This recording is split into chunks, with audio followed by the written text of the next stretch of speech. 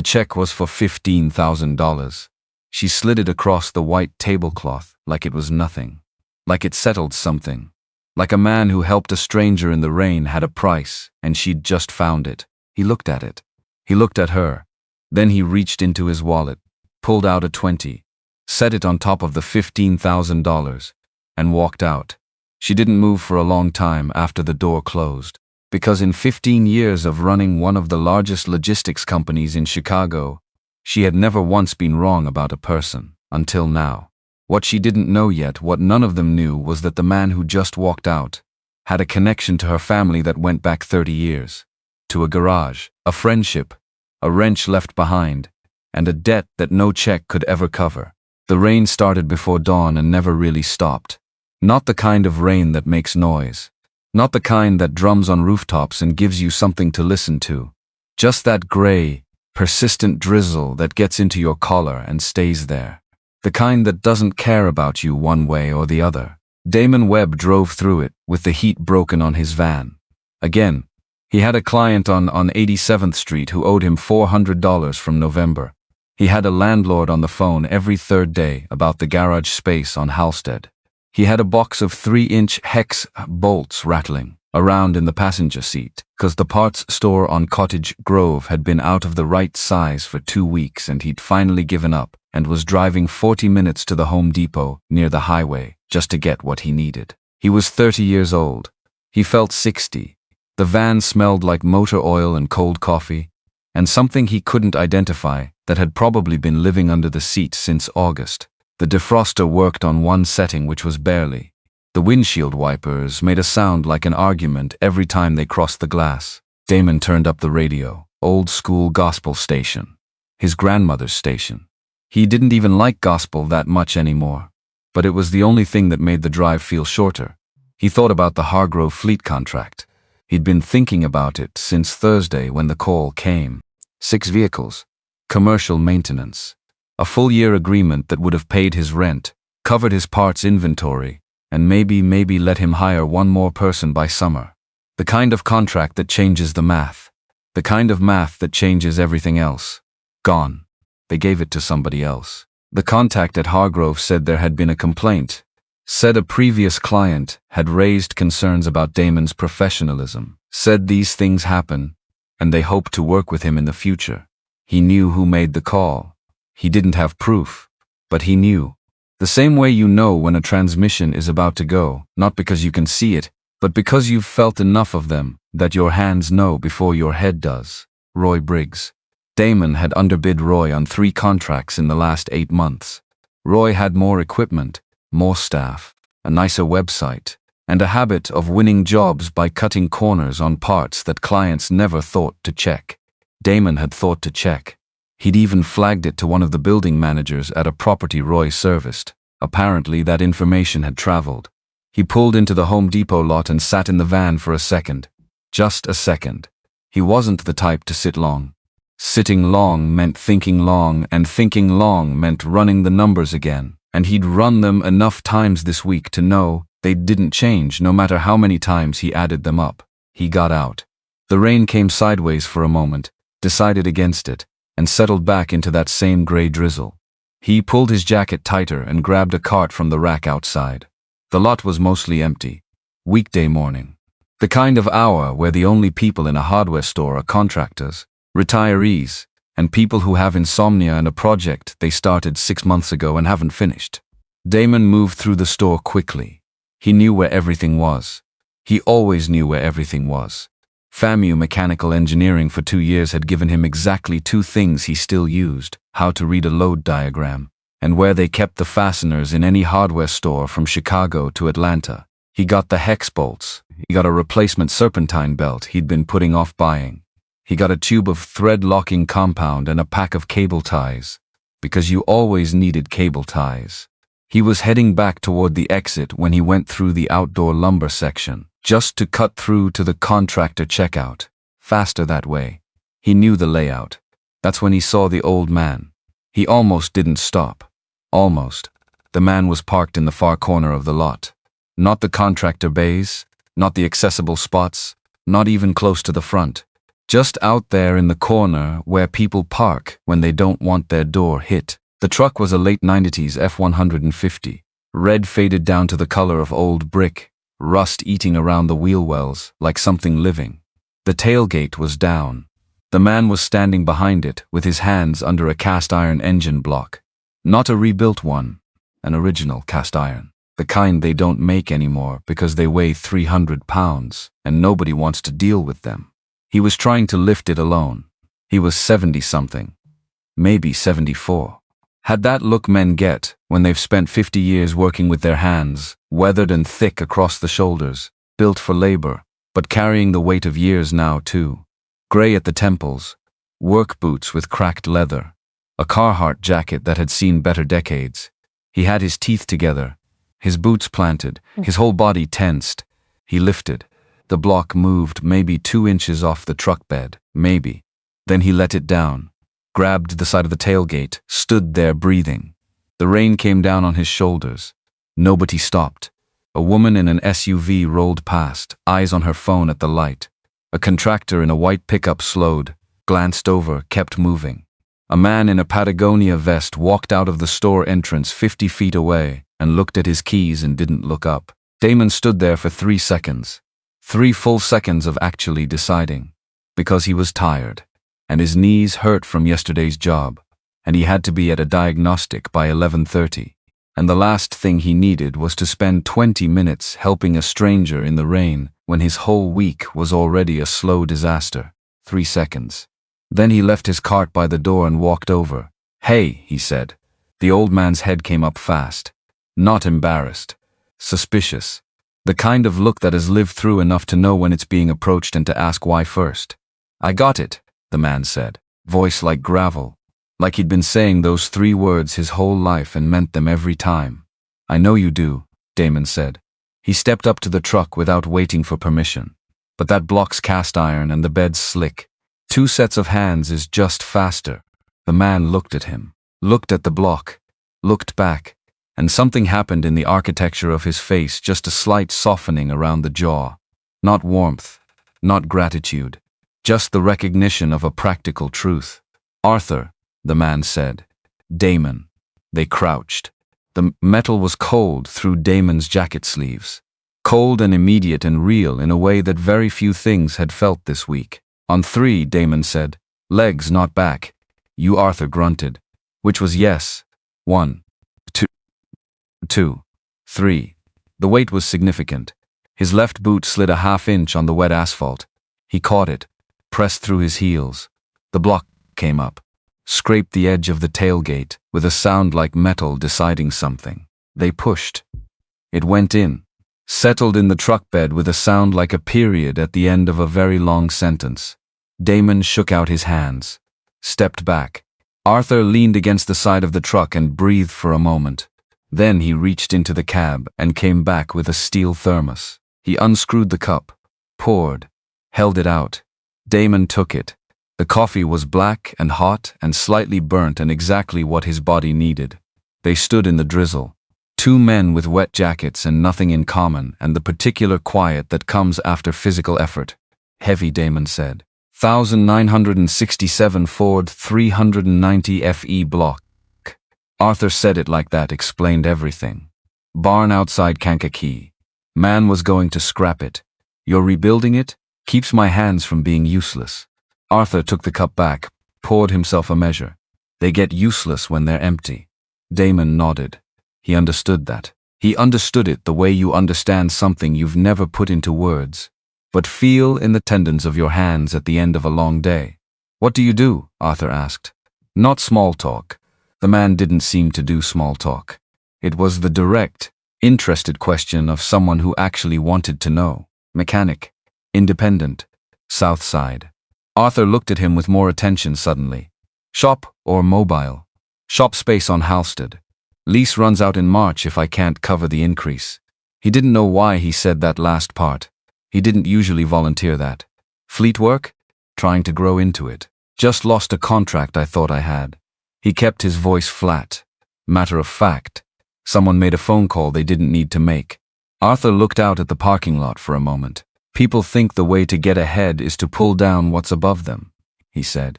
Most of the time, they're just burning the ladder they're standing on. He said it like a man who's watched it happen more than once. Not bitterly, just accurately. Damon finished his coffee, handed the cup back. You need that block set anywhere specific? He asked. Engine stand in my garage. Arthur screwed the thermos shut. My daughter's been on me to hire someone. He said the word someone like it had quotation marks around it. I told her I didn't need supervision. I was wrong about the block. Not wrong, just optimistic. Arthur made a sound that might have been a laugh. Then he reached into the chest pocket of his jacket, pulled out a notepad, the kind with the spiral at the top and the cover worn through. Stub of pencil. He wrote something, tore the page out, held it out to Damon. Damon took it. A phone number, 2 initials, H. You ever need to talk shop, Arthur said. He climbed into the cab. The truck started with the sound of something that had survived on sheer refusal. He gave a single nod through the window, and then he was gone. Damon stood in the drizzle, looking at the mailing label-sized piece of paper. A phone number and 2 letters. He didn't Google it. That wasn't why. It was more that the morning had already used up its allotment of surprising things and he had places to be. He folded the paper twice, put it in the front pocket of his jacket. When he got back to the garage that evening, before he locked up, he opened the metal toolbox on the workbench. The old one. The one that had been his father's. He put the folded paper inside in the small tray at the top, next to the thing he always kept there. A wrench. Wooden handle. Stamped steel. The kind they stopped making in the 70s. His father had used it for 22 years at a garage on South King Drive. Before that garage stopped being his father's garage. He closed the box. He didn't think about the paper again. Not for 4 days. The 4 days were not good days.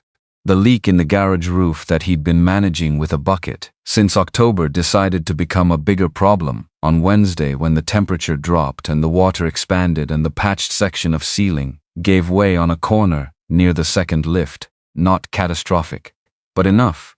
Enough to mean the bucket wasn't going to cut it anymore. And the landlord's idea of a repair timeline was approximately never. He fixed 3 cars. 1 transmission rebuild, 1 brake job. 1 diagnostic that turned out to be a cracked harmonic balancer, that the customer swore wasn't the real problem, because his cousin had told him it was the fuel injectors. It was not the fuel injectors. He got paid for the transmission. The brake job was cash, which helped. The diagnostic he charged half price, because the customer was Mrs. Caldwell from the block where he grew up and she was on a fixed income, and he was constitutionally incapable of charging Mrs. Caldwell full price, and he had accepted that about himself. He ate 2 meals a day because that was what the week allowed. He didn't call the number. Then on Sunday night he made the mistake of actually running the numbers. Full numbers. Rent increase in March. Parts inventory that needed restocking. The van's defroster that was going to become a liability if he drove it into February without addressing it. And the gap where the Hargrove Fleet contract would have been. He looked at the numbers for a long time. He went to bed. He didn't sleep much. On Monday morning his phone buzzed at 9:47 with a text from a number he didn't recognize. He read it standing at the workbench, coffee in his hand, half a gear puller disassembled in front of him. The text said Damon, Monday lunch, 1 p.m. Virtue Restaurant, Hyde Park. He read it again. Virtue was on 53rd Street. He knew it. Knew it was good. Knew it was black-owned, which he respected, and also knew it was the kind of place where people in suits ate, and nobody looked at the right side of the menu. He thought, this is Arthur trying to say thank you. He thought, this is a client lead maybe. He thought, a lunch is a lunch and I haven't eaten anywhere but over my own sink in 11 days. He texted back, I'll be there. He spent more time than he wanted to admit finding something to wear that wasn't covered in something. He settled on dark jeans, a white Oxford he'd ironed the night before because he owned an iron, and he used it. And clean boots, his good boots, the ones that looked like leather and actually were. He took the red line, cheaper than parking, and he needed to be able to think on the way. He thought about what Arthur might want to discuss. Probably the block rebuild. Maybe he had other shop work. Maybe he knew someone who needed a reliable mechanic, and this was just a referral situation. That happened. Good people made introductions to other good people. He walked down 53rd toward the restaurant. He'd been to this block before, years ago, for something else. But he hadn't been inside Virtue. The outside was understated. Dark glass, a discreet sign, a door that looked like it cost what it cost, because somebody cared about the details. He walked in. The inside was warm. Dark walnut paneling. Pendant lights over each table, white linen, real flowers. The kind of quiet that isn't empty, it's full of people speaking in low voices because the conversation matters. He gave his name to the host. The host checked something and looked up with a very practiced, very neutral smile. Your party is already here, Mr. Webb. Right this way. Your party. He thought, good. Arthur got here first. I hate being the one who has to stand around. He followed the host through the main room toward a table near the far wall. Corner table. Good sight lines. The choice of someone who always wanted to see the door. There was a woman sitting there. Damon stopped walking. The host kept going for 2 steps before noticing. She was 30-something, sitting very straight, the way people sit when they've had posture drilled into them. She had a glass of sparkling water, untouched, and her hands were folded on the table in front of her, in a way that looked natural but wasn't. Her skin was a deep, warm brown. Her hair was straight, black, falling just past her jaw, and she was not wearing a single thing that didn't look like it had been chosen on purpose. The dress was a wrap, dark burgundy. It crossed at the waist and the fabric moved slightly when she shifted her weight in the chair, which she did once, very slightly, when she registered Damon coming toward her. She was the word that came to him was composed. And then about a half-second later the word and that came after it was something else entirely, which he filed away because this was clearly a professional meeting and he was a professional person. She watched him walk toward her. Her eyes were dark, and they were reading him. Rapidly, methodically. The way you scan a document when you already know what you're looking for and you're just confirming. He pulled out the chair across from her and sat down. She still hadn't spoken. I'm Damon, he said. I was told Arthur was my father isn't coming, she said. Her voice was low, even. The kind of voice that doesn't need volume to have weight. Damon looked at her. Okay, I'm Selena. Arthur Hayes is my father. Hayes, he turned that over. Arthur H.A.H. He mentioned a daughter. Damon said carefully. I know what he mentioned. She reached down beside her chair and placed a leather folder on the table. Set it flat. Centered it precisely. And I know what happened in the parking lot last Tuesday. I know you helped him with the engine block. I know he gave you his private number. She paused. What I don't know is what you want. Damon looked at the folder. He looked at her. What I want, he said slowly, is to eat. Because I got on the train at Halstead assuming this was a lunch meeting. It is a lunch meeting. Then maybe we order first. Something moved through her eyes, not amusement, more like recalibration. She was expecting a different response. He couldn't tell what response exactly. But not that one. A server appeared. Damon ordered the catfish, because it was there and it was Monday, and he'd eaten peanut butter and crackers for dinner on Saturday, and he was done with being modest about being hungry. Selena ordered nothing, just waved the server off. Then she opened the folder. Inside there was a single sheet of paper. She turned it to face him. It was a summary, his name at the top. Then below it, employment history, business registration, lease information, the FAMU enrollment and withdrawal dates, a note about the Hargrove contract, and the current balance of his business checking account, which was not a number he wanted to see printed on paper at a restaurant. He read it twice. He put his hands flat on the table. You ran a background check, he said. Yes, on me, on everyone who gets close to my father. No apology in her voice. No hesitation. Just fact. He is the founder of Hayes Logistics. He is worth, I don't care what he's worth. She stopped. It was a very small stop. The kind you'd miss if you weren't watching. But he was watching. You don't care, she repeated. I helped a man who was about to throw his back out, lifting something too heavy alone. That's the whole story. Damon kept his voice even. I don't know what kind of people you're used to dealing with, but I'm not running a long con on a stranger in a Home Depot parking lot. People have done more elaborate things for less, she said. I'm sure they have. My father is generous to a fault. He's given money to people who presented themselves as exactly what you're describing. Good Samaritans with no angle. She folded her hands again. It never turned out to be accurate. So everyone who's ever been kind to your father was lying. Everyone who approached my father and then received his private number and then accepted an invitation to a 4-star restaurant within 1 week was operating with an agenda. Yes. He looked at her for a long moment. He looked at the sheet of paper with his bank balance on it. He said, "What does the sheet say about why I lost the Hargrove contract?" A pause, small. Complaint from a previous client. Professionalism. Professionalism, he repeated. I was asked to sign a falsified insurance claim. I said no. The person I said no to went to Hargrove and told them I was difficult. He watched her face. Is that on the sheet? It wasn't. He could tell. No, she said. Then your sheet is incomplete. He sat back. I didn't chase your father down. I helped a man who looked like he needed help. He gave me a number I didn't call for 4 days. He sent me a text I almost didn't answer. I'm here because I thought it was a straightforward introduction, and I haven't eaten a full meal at a restaurant in 2 weeks. He looked around the restaurant once. I'm not your problem, miss. Hayes. She looked at him. Really looked at him. Not the scanning look from before. Something slower.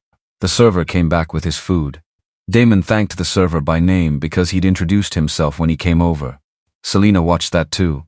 She reached into the folder again, pulled out a check. She set it on the table between them, pushed it very slightly in his direction. He looked at it. $15,000. Hayes Logistics letterhead. His name on the pay-to line. He understood immediately what it was. It was a settlement, not the legal kind, the informal kind. The kind that says, this is what your silence is worth. Take it. And let's not speak again. He looked at the check. He looked at her. He felt something very specific in his chest. Not rage. He was too tired for rage. It was something quieter and older than rage. It was the feeling of having done the right thing again and again, in a week that had punished him for it repeatedly, and then sitting in a restaurant in good boots he'd polished that morning, and being told by a beautiful woman in a burgundy dress that his integrity had a dollar value of $15,000, and could he please sign on the way out. He reached into his back pocket. He took out his wallet. He opened it and he removed a $20 bill. He set the 20 on top of the $15,000 check. He looked at her once more. Then he stood up. The 20's for the water, he said. I didn't touch it, but it seemed rude not to leave something. He pushed the chair back in. The check is yours. You need it more than I do. He turned and walked out. He did not walk fast. That was important. He walked at his normal pace, between tables, past the host stand, through the door, out into the gray January air on 53rd Street. The door closed behind him. He walked half a block. Then, he stopped. Stood on the sidewalk. The drizzle was back. Of course it was. He thought about the catfish he hadn't eaten. That was the first thought, which probably said something about his priorities, but he didn't have the energy to examine it. He thought about the check, $15,000. He ran the math without wanting to. Rent, parts inventory, the van's defroster, the ceiling in the garage, groceries that weren't crackers. He stopped running the math.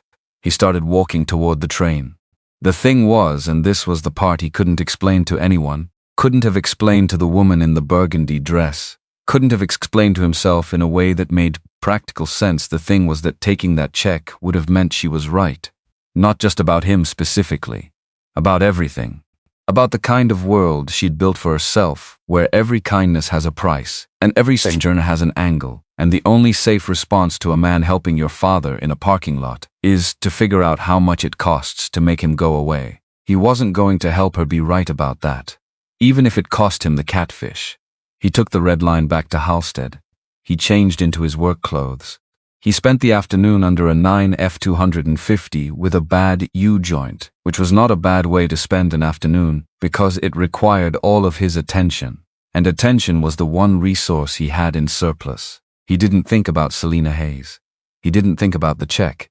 He thought about the U-joint, and the angle of the drive shaft, and whether the owner had been told before about the wear on the front differential he had, twice. and had declined the repair both times, and he thought about the serpentine belt he'd bought at Home Depot, which he still needed to install on the Tahoe in the corner. He did not think about the way she'd looked at him when he stood up. That very small stop and what came after it. He definitely didn't think about that. He blocked Arthur's number that night. Not angrily. Just cleanly. The way you close a door that doesn't belong to you. He ate peanut butter on toast standing over the sink and watched the news and went to bed. He slept fine. 3 days passed. Wednesday. Cold, clear morning, which was a change. He had 3 jobs scheduled, and he was deep into the second, a brake caliper, on a 2017 Silverado, when he heard footsteps on the concrete outside. His garage had a roll-up door that was open because it was the only way to get light in from the front. He heard the footsteps before he registered them. He slid out from under the truck. Arthur Hayes was standing in the entrance of his garage. Same jacket, same Cubs cap, same thermos hanging from one hand. He looked around the space with the considered attention of a man who understands buildings. Not impressed or unimpressed. Just looking. Taking inventory. "You blocked my number," Arthur said. "Yeah," Damon said. He sat up on the creeper.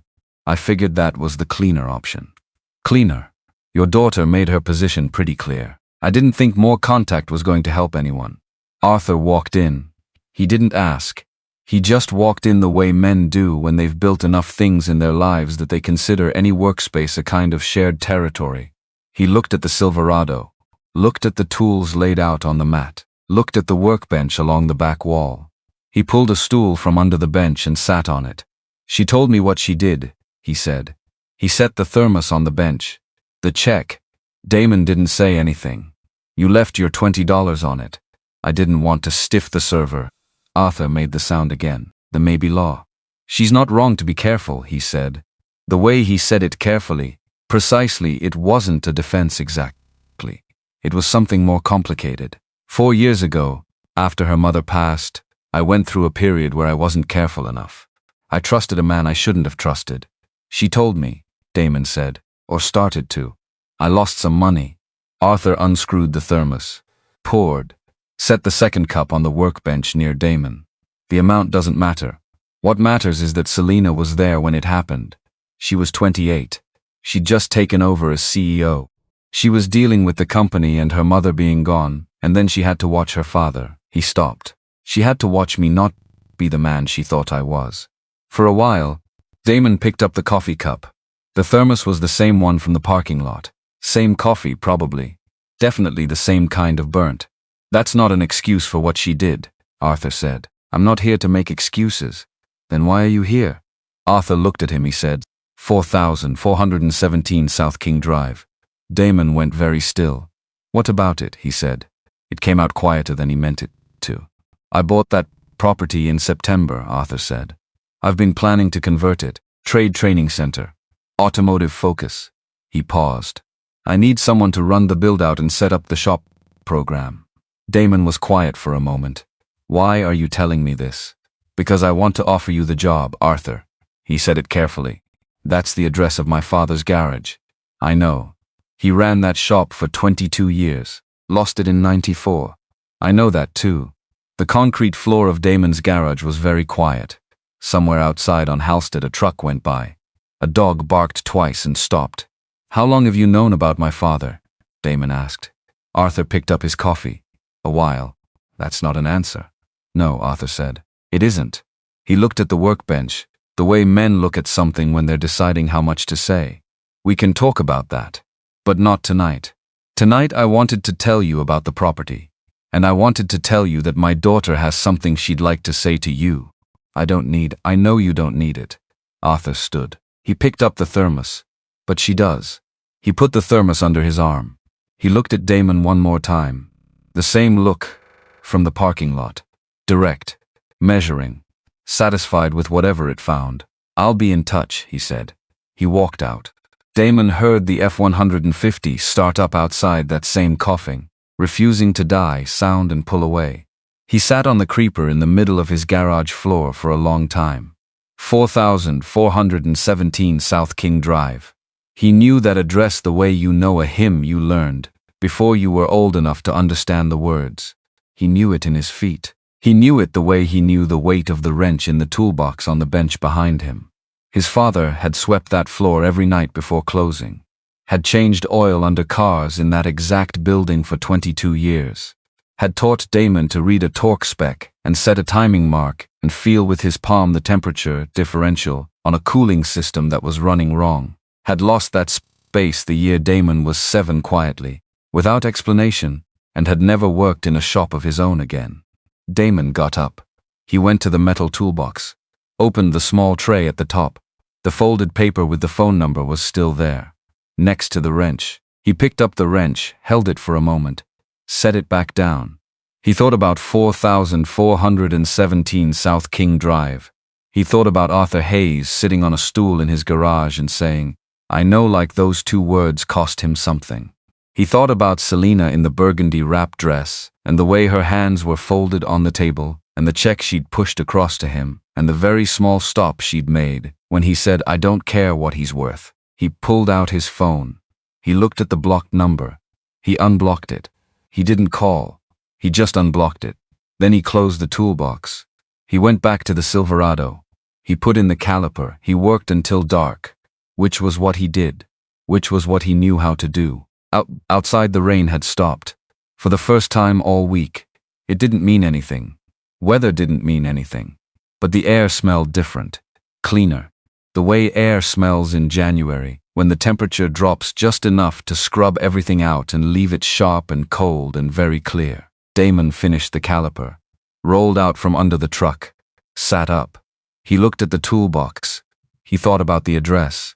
He thought about the wrench. And for the first time in a very bad week, he thought about tomorrow without the particular weight that had been sitting on the word since Thursday. He stood up. He locked the garage. He went home. He didn't sleep well that night. Not badly either. Just incomplete. The kind of sleep where you're aware of being asleep, where you surface every hour and check the ceiling and go back under without knowing why you came up in the first place. He was up at 5:15. Coffee. Toast. The news on low. He ate standing at the kitchen counter because sitting down for breakfast alone felt like a commitment to something he couldn't name. He thought about 4417 South King Drive. He thought about it while he drank the coffee, while he rinsed the cup, while he pulled on his jacket in the dark hallway of his apartment and checked his pockets for his keys the way he always did. Left side, back right. He thought, Arthur bought the garage in September, 4 months ago, and only now is he telling me, he thought. A while. That's what Arthur said when Damon asked how long he'd known about his father. A while, like that was an answer. Like a while was a unit of time a person could work with. He drove to the garage on Halstead. Got there before 7. Unlocked the roll-up door, let it rattle up into the ceiling, and stood in the entrance for a moment, looking at what he'd built. Not much, by some measures. 2 lifts, one functional, one that needed a new hydraulic cylinder he'd been pricing for 3 months. A workbench along the back wall that he'd built himself from salvaged steel tubing, and a solid core door he'd found in an alley. Tools organized on pegboard the way his father had organized tools by function, not by size, because function was what mattered when you needed something fast and your hands were already dirty. A leak in the corner near the second lift that had a bucket under it. A space heater that worked on one of 3 settings. His name on the sign outside, which his cousin Terence had helped him paint on a Sunday afternoon 3 years ago, and which was slightly uneven on the left side because Terence had been holding the roller with his non-dominant hand and refused to admit it. He stood there. He looked at the workbench, at the metal toolbox on the far right side, at the small tray at the top where he kept the wrench. He said out loud, to no one, "What did you know, Arthur?" No answer, obviously. Just the sound of Halstead waking up outside, and the heater kicking on and the bucket in the corner dripping at its usual frequency. He went to work. Around 10 he called the number. Not Arthur's number. The number that had come with the lunch invitation. Selena's number, as it turned out, since Arthur had sent the text from her phone. Or so Arthur had implied. He hadn't confirmed and Damon hadn't asked, and now he was standing in the middle of his garage with a torque wrench in his left hand and his phone in his right, and the call was already ringing, so it was too late to reconsider. She picked up on the second ring, Mr. Webb. He registered several things simultaneously. That she'd saved his number, that she answered it formally, that her voice at 10 in the morning sounded exactly like her voice at 1 in the afternoon in a restaurant, controlled, precise, giving nothing away. I want to see the property, he said. A pause. Short. When? Today. If that works. Another pause. Slightly longer. He could hear the quality of silence on her end, not an empty office. Background sound. People. A real operation. 2 o'clock, she said. Fine. I'll text you I know the address, he said. He hung up. Then he stood there for a second, wondering why he'd hung up like that. It wasn't rude exactly. But it wasn't not rude either. Because she started sentences about addresses to a man who grew up 3 blocks from that address, and that felt like something. Not an insult. Just a thing. He went back to the torque wrench. He got there at 1:50. 10 minutes early. Because he was always early, and he wasn't going to stop being early for Selena Hayes. 4417 South King Drive. He parked across the street and sat in the van for a moment. The building was brick, 2 stories. The upper level had been offices at some point, you could tell from the window spacing, but the main floor was clearly the shop. The roll-up doors were painted over with gray primer that had started peeling at the corners. The sign above the entrance was gone, but the outline of letters was still visible in the brick, where the mounting hardware had protected the surface from decades of weather. Could see the ghost of the letters. Webb Auto. Not quite. That wasn't what it had said. It had said something else. His father's name wasn't Webb, that was his mother's name. The name Damon had taken when he was 12 and his parents separated, and he wanted to stop carrying the weight of a name that felt like someone else's argument. His father's name had been on that building. He didn't let himself read the ghost of the letters too carefully. He got out of the van. Selena was already there, standing at the entrance, not leaning against anything, in a camel-colored coat that went to her knees and heels, that had no business being on a construction site. She had her hands in the coat's pockets, and she was looking at the building, the way she looked at everything, like she was reading it for information. She turned when she heard him cross the street. She looked different from the restaurant, not less different. The coat was more practical than the dress, technically, but it was tailored in a way that made practical irrelevant. Her hair was the same. Her posture was the same. But something around her eyes was different. She looked like she'd practiced something and then decided not to say it. Mr. Webb, she said. Damon, he said. We've met. She took her right hand out of her pocket. A key. She held it out. He took it. Unlocked the door himself. The inside smelled like what happens to a building when no one uses it for long enough. Not rot, just time. Settled air, cold concrete. The particular absence of oil and effort. He stood in the main bay. 40 feet by 60, roughly. Ceiling height that could accommodate 2 lifts easily, maybe 3 if you position them right. The drainage trenches in the floor were still there, filled in with concrete at some point, but you could see the lines. The utility drops from the ceiling had been capped, but not removed. Whoever had come after his father had worked in the space for a while before it eventually sat empty. He looked at the walls. He looked at the floor. He walked to the right side of the main bay without thinking about it, toward the back corner, past where the second lift would have been, past the wall where his father had hung a calendar every year, the kind the parts stores gave out, with a different make of car for each month. He went to the workbench alcove. The bench was gone. Of course it was. But the anchoring holes were still in the floor, 4 of them in a rectangle. His father had bolted that bench down because he'd had it knocked loose once by a truck, with a broken parking brake that rolled off a lift at the wrong angle. After that, he bolted it down. Every tool that mattered was bolted, anchored, fixed. Damon crouched. He put his hand flat on the concrete floor between the anchor holes. Cold, gritty, real. He didn't know he was going to do that until he'd already done it. He stood back up. He turned around. Selena was standing near the entrance, giving him the space. She hadn't followed him across the bay. She'd stayed back. He noticed that. He walked back toward her. When did your father buy this? He said. September. He found it through a commercial broker in Hyde Park. The building had been sitting empty for 11 years. She paused. He didn't tell me why this address specifically. He said he had a reason, and he'd tell me when the time was right.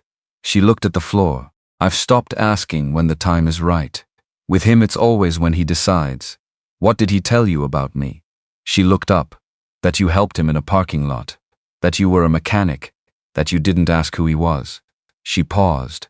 And that I was going to handle it wrong. He said that. He said, "You're going to run a check, and you're going to make an offer, and he's going to walk out." I told him he was wrong. A very small pause. He was not wrong. Damon didn't say anything to that. She looked around the bay. The plan is an automotive training center. Fully equipped shop. Program for adults who want to enter the trade. My father wants it to serve this community specifically. Bronzeville. South Side. She said it like reading from a document. Not cold, more like she was making sure she had the facts right. He wants someone to run the build-out and design the program. Someone who knows what a working shop actually requires. Not a consultant. Not a contractor who'll sub everything out. She looked at him directly. Someone who's done it. I haven't run a build-out this size. FAMU Mechanical Engineering. 2 years. You left when the money ran out, not because of performance. She said it matter-of-factly, not to impress him. Just because she'd looked and she was saying what she'd found. You've built your current space from salvage in 3 years. Your clients have a retention rate I don't see in most industries. You talk to my clients. I talked to 4 of them. Yes. He was quiet for a moment. You're very thorough, he said. I'm careful, she said. There's a difference, is there? She held his gaze. Being thorough means you cover everything. Being careful means you cover what matters. I know the difference. A pause. I didn't know the difference when I had that check written. I was being thorough. I wasn't being careful. He looked at her. He let that sit. She didn't look away. My father's in good health, she said. In case you were wondering. He's not. This isn't a dying wish situation. He just decided it was time. She glanced toward the back of the bay. He's been talking about this since I was in graduate school. A place on the south side. Automotive, community-focused. He just never had the right. She stopped. He just didn't do it until now. Why now? She looked back at him. Something moved through her face, not easy. Because he's 74, and he finally has the right person to hand it to. The building was very quiet, cold. The kind of cold that lives in concrete year-round. Damon put his hands in his jacket pockets and looked at the ceiling, at the utility drops, at the drainage lines in the floor, at the anchor holes where the bench had been. He said, I need to talk to Arthur. He's at the house, on Woodlawn. She reached into her coat pocket and pulled out a card, set it on the window ledge next to the entrance. His address. She walked out. He stood in the building for 8 more minutes alone. He didn't touch the anchor holes again. Didn't need to. He'd already felt what he needed to feel. He picked up the card on his way out. Arthur lived in a house on Woodlawn that was large without being showy. Brick. Old-growth trees in the front. A porch with a metal railing that had been painted recently. The F-150 in the driveway, naturally. And next to it, a late-model black SUV that looked like Selena's. But Selena wasn't there when Damon knocked. Just Arthur. He opened the door in the same jacket, different hat. Cardinals this time. He looked at Damon with something that was almost satisfaction. Like a man whose prediction just came in. Come in, he said. The house smelled like sawdust and coffee. Both, at once. Like a place where someone had been working, and then stopped to eat, and then gone back to working. There was a project on the dining room table, wood pieces, clamps, what looked like a chair in stages of reassembly. The kitchen was through an arched doorway, cast iron on the stove, a percolator on the counter. Arthur poured 2 cups without asking. They sat at the kitchen table, with the dining room project visible through the arch. Damon said, Tell me about 1987. Arthur wrapped both hands around his mug, the way men do when they're settling in for something. I met your father in February of '87, he said. I was doing a logistics contract for a parts distributor on the south side. He was the shop they supplied, 4417 South King Drive. We started talking. He paused. He was about your age, 30, 31. I was 41. We had absolutely nothing in common except that we both knew an engine from 100 feet by the sound. Damon listened. We worked together on a few things, nothing formal. He had a supplier problem, I had contacts. I had a vehicle fleet I was building, he had the knowledge. It worked. Arthur looked at the table. His name was James. James Aldridge. Damon's father's name. He hadn't heard someone say it out loud in a long time. We stayed in contact through the late 80s, Arthur said. Then I moved into a different phase of the business, more logistics and less direct vendor work. We lost touch the way people do when life gets faster than the ability to maintain things.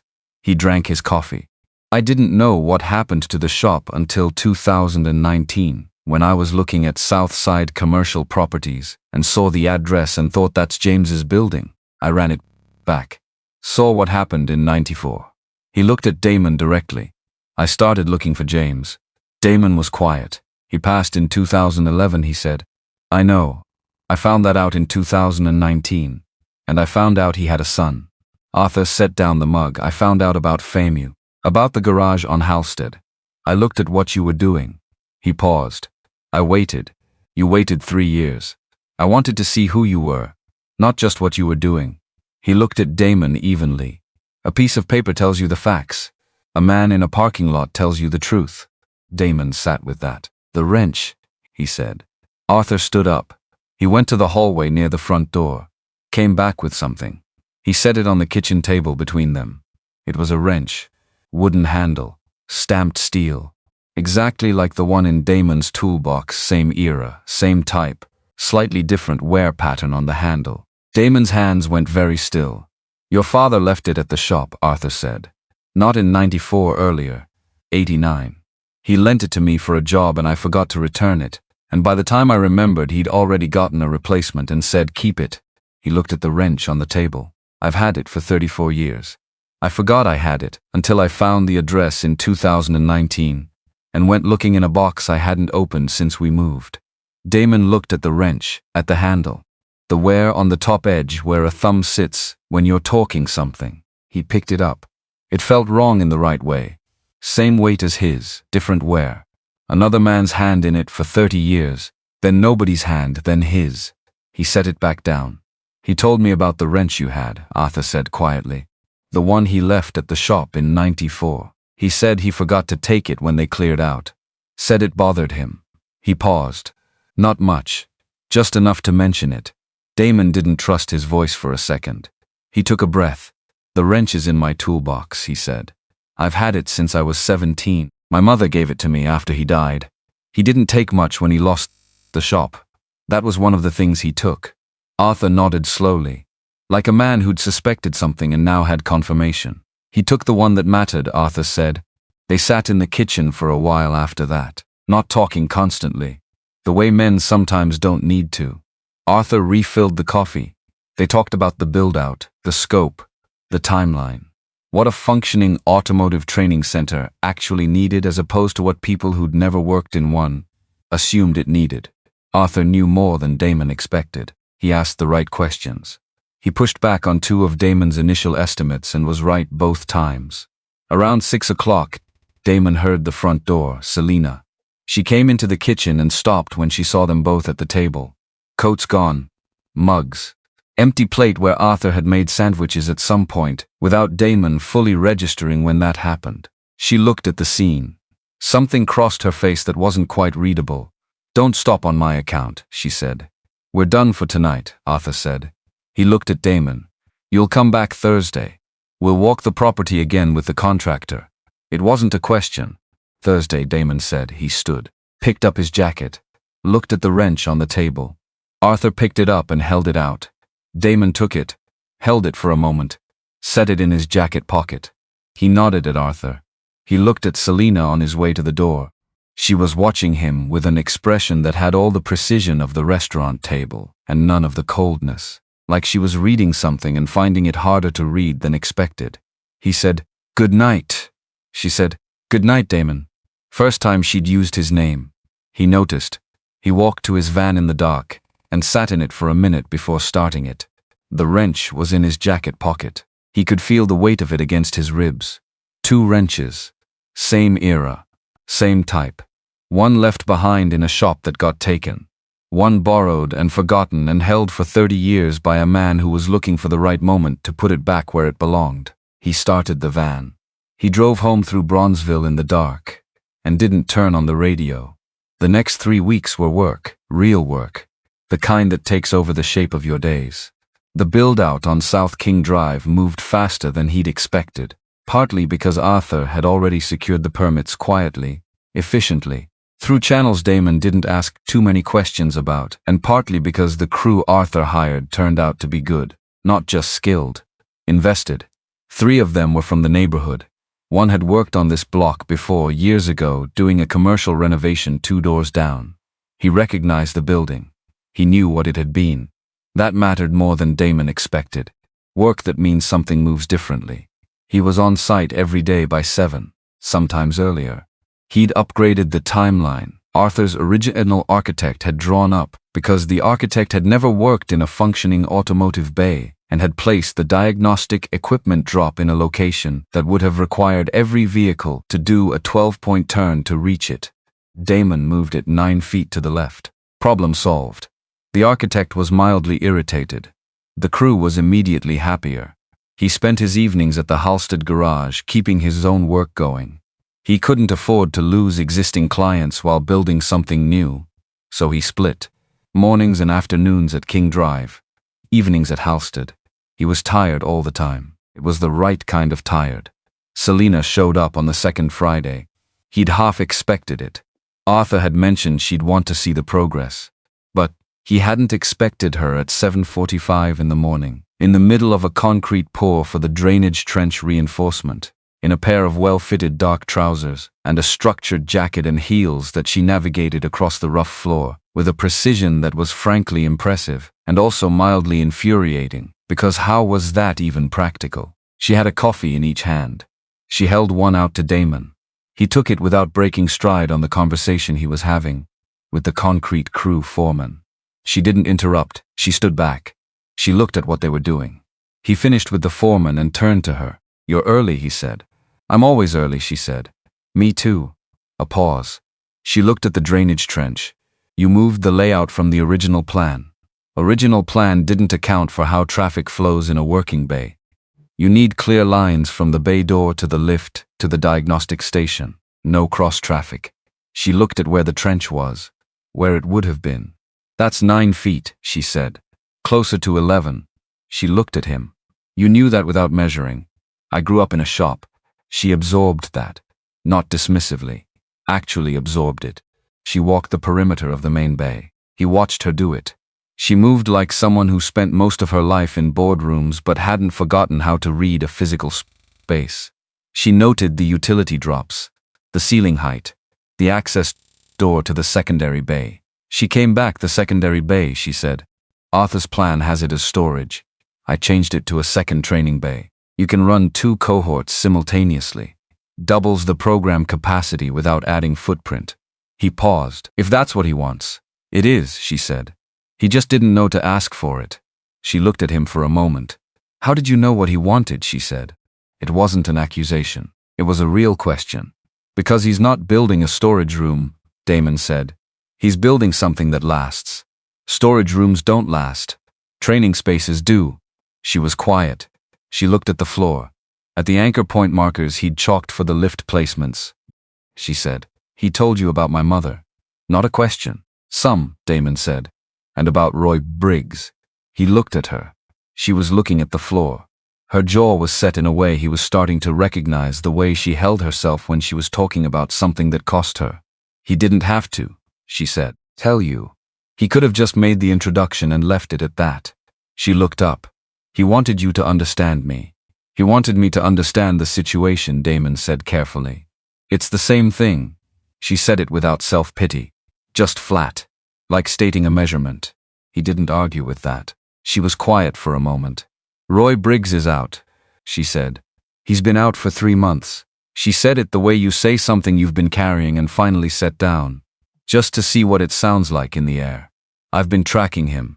He's in Chicago. He's been making contact with people on the periphery of our board." She paused. "My father doesn't know." Damon set down his coffee. Why haven't you told him? Because the last time when it happened, it changed him. The way he looked at the world. He was a person who trusted first and verified second. Afterward, he couldn't anymore. She looked at her coffee cup. I watched that happen to him. I'm not going to hand him a reason to go through it again, unless I have something solid enough to end it. You're carrying this alone. I'm capable, that's not what I said. She looked at him. He held her gaze. Capable and alone aren't the same argument, he said. She was very still for a moment. The concrete crew was moving around the far end of the bay. The foreman was calling something to his guys. The morning was already loud in the way. Construction mornings are purposeful noise, the kind that means things are happening. Selena said, I've been managing threats to this company since I was 28. I know what I'm doing. I know you do. Then why? Because managing it alone means if you miss something, there's no one to catch it. He picked up his coffee again. That's not a criticism. That's just math. She looked at him for a long moment. He didn't fill the silence. He'd learned that about her already. She needed a moment to process things she hadn't planned to hear. Roy made contact with a board member last week, she said finally. Not directly. Through a third party. He's fishing for information about our financials. Specifically about a deal I structured in 2021 that looked unusual on paper but was completely above board. She paused. He thinks he has leverage. Does he know? Flat. Certain. But he thinks he does. Which means he's going to make a move. What kind of move? The kind where he calls me, offers to be quiet in exchange for something. He's done it before, not to us, but I've talked to people he's done it to.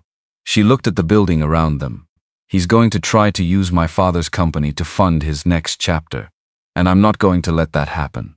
Damon was quiet for a moment. Then, you have a plan. She almost smiled.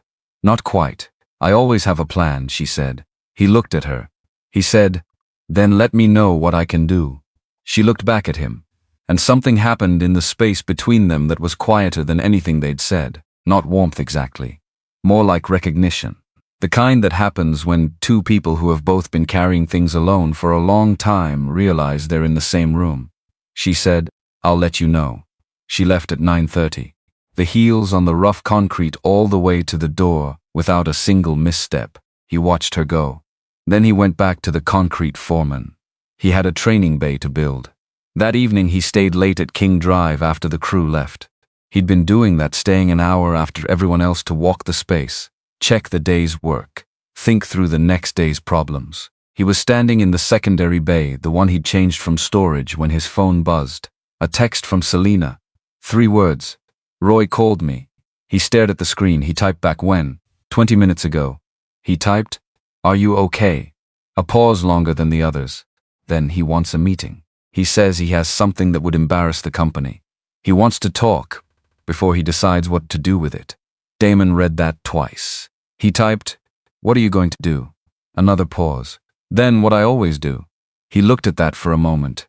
He typed, don't do it alone. The response came back fast. Faster than the others.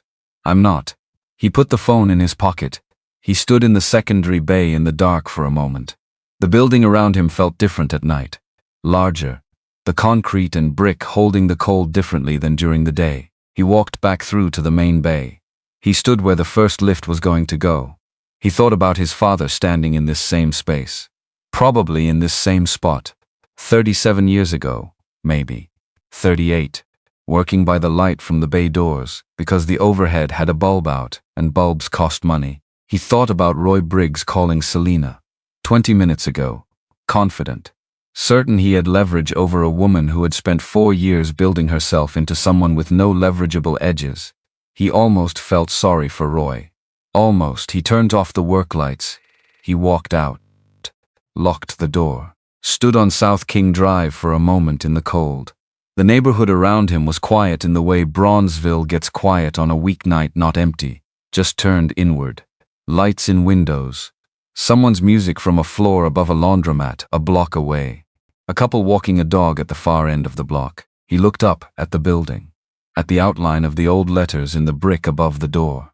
He thought about Thursday, when he'd come back with the contractor, and Arthur would be there, and they'd walk through the space again. and the project would move another step toward being real. He thought about the wrench in his toolbox at Halstead. 2 wrenches, 2 men, 2 different decades of standing in a building on this block and believing it was worth the work. He thought, you built this, Dad. They took it. And now something else is going up in its place. Something that'll last longer than what they took. He got in the van. He sat there for a second. He thought about Selena. Not the professional thing. Not the CEO thing. The way she'd stood in the secondary bay that morning and said it's the same thing about herself and the situation without flinching, without asking for anything. The way she'd said I'm not when he told her not to do it alone. Fast. Faster than the others. He started the van. He drove home. He didn't eat much. He was too tired for hunger. He sat at his kitchen table and looked at his hands, calloused, slightly stained along the knuckle lines the way a mechanic's hands always are, no matter how many times you wash them. His father's hands had looked like that. He thought, you leave marks on things even when you're forced to leave them behind. You leave marks on concrete, on brick, on the people who come after you. He went to bed. He slept. And this time it was the real kind. The kind where you go down and stay down and surface only when the alarm tells you morning has been waiting long enough. He was up at 5. Coffee, toast, keys. He drove to King Drive. He unlocked the door. He stood in the main bay in the early morning quiet, and for the first time since he'd walked through that door, it didn't feel like someone else's place. It just felt like work. His work. He got started. The call came on a Tuesday. Damon was under a 2015 Tahoe with a stubborn caliper bolt when his phone buzzed on the concrete next to his knee. He ignored it. Then it buzzed again. Then a third time in quick succession. He slid out. Selena. He called back before he'd fully stood up. She picked up on the first ring. He took the meeting, she said. No hello? No preamble. Just that. When? Damon said. Thursday? 11 o'clock, my office. He wiped his hands on a rag that didn't help much. You're sure about this? I've been sure about this for 3 months. A pause. Brief. Controlled. He's going to walk in thinking he has something. He doesn't. But he doesn't know that yet. What does he think he has? A contract I signed in 2021. External logistics partnership. The margins looked unusual because we were absorbing startup costs for a new division. On paper, without context, it looks like money moving in a direction it shouldn't. Her voice stayed even. Flat. The way a surface looks flat right before you realize it's been engineered that way. Roy has a copy. Someone from our old accounting firm gave it to him. Someone who left on bad terms in 2022. Can he do anything with it? No. But he can create noise. And noise costs time and money to clean up even when you're completely clean. A beat. He's counting on me not wanting the noise. Damon leaned against the van. He thought about Roy Briggs, 50 years old, just out, walking into a boardroom in a building on Michigan Avenue, thinking he'd found the angle. He said, "What's the play?" I let him make his pitch. Her voice was precise, clinical, like a surgeon describing a procedure. I listen. I let him think I'm considering it. And then I show him that every word he just said was recorded, that my legal team has been briefed, that the accounting firm contact is already cooperating with an investigation. Another pause. Shorter. And then I let him leave in handcuffs or on his own feet. His choice. Damon was quiet for a second. "You set this up," he said. The moment I knew he was in Chicago. 3 months ago, yes. He absorbed that. 3 months. She'd known for 3 months, and she'd built the entire thing quietly, methodically, without asking anyone for help, until she decided to text him 3 words on a Tuesday evening standing in a half-built training bay. "Roy called me," he said. "You told me not to do it alone, I know. You've been doing this alone for 3 months. A pause. Longer than the others. I set the trap alone, she said. But I didn't want to spring it alone. Another pause. There's a difference. He almost smiled. Almost. "Thursday," he said. "What time do you need me there?" "You don't have to." "What time?" Silence on her end. Just for a moment. 10:30, she said. "I'll be there at 10. He hung up. He stood next to the van on Halstead for a moment. The street was doing its regular Tuesday thing. A bus going south. Someone's music from an apartment above the laundromat. The particular cold of late February, That Chicago saves for moments when you thought maybe you'd turned a corner towards spring. He went back under the Tahoe. He finished the caliper. He thought about Roy Briggs the entire time. The thing about Roy, the thing Damon kept coming back to, was that Roy wasn't stupid. Stupid people didn't sustain long cons. Stupid people didn't work a logistics empire and a legitimate client base for years while running a parallel operation underneath it. Roy was smart. Roy was charming. Roy knew exactly how to read a room and give people the version of himself they most wanted to see. That was what made him dangerous, and that was what made him predictable. Because smart people who run on charm for long enough start to believe their own read of the room. They start to think they know what's coming. They stop checking corners. Roy hadn't checked the corner. The corner where Selena Hayes had been standing for 3 months. Building something. Waiting. Thursday morning, Damon wore the button down again. The white Oxford. Dark jeans. The good boots. He drove to the Hayes Logistics building on Michigan Avenue because parking was his problem to solve, and he solved it 2 blocks south and walked. The building was glass and steel, and the lobby was the kind of lobby that tells you immediately that money lives here, not loud about it. Just present, the way a well-made tool is present. You pick it up and you know. He gave his name at the desk, was expected, was directed to the 22nd floor. The elevator opened onto a reception area that had the particular quality of spaces run by someone who had made decisions about every detail. Dark wood, clean lines, a single piece of art on the wall that he didn't know enough about art to name, but that looked like it meant something. Selena's assistant, a man named Kendrick, who moved with the quiet efficiency of someone who had been doing exactly this job, for exactly this person, for long enough to anticipate needs before they were expressed, showed him to a conference room and brought coffee. Real coffee, not the burned thermos kind, the other kind. He sat and drank it. At 10:52, Selena came in. She was wearing a dress, black, high-necked, fitted from shoulder to knee with a precision that suggested the dress was custom and the tailor had understood the assignment. She wore one piece of jewelry, a gold cuff on her right wrist, wide, flat, architectural. Her hair was down, straight, falling past her shoulders, which he hadn't seen before. Always pulled back or tucked or not down. Down was different. She came in moving quickly the way she always moved, and stopped when she registered him looking. He looked away first, back at the coffee. "Roy's in the building," she said. She set her phone on the conference table. "He's downstairs. You ready?" "I've been ready since October." She sat across from him, not in the chair that would put her at the head of the table, in the one across from him, so they were level. He noticed that. "I want to tell you something before he comes up." He waited. "Whatever happens in that room," she said, "I need you to just be here. You don't have to say anything. You don't have to do anything." A pause. "I just needed someone in this room who knows the whole story." He looked at her. "Because knowing the whole story matters," he said. "Because knowing the whole story means you're a witness." She held his gaze.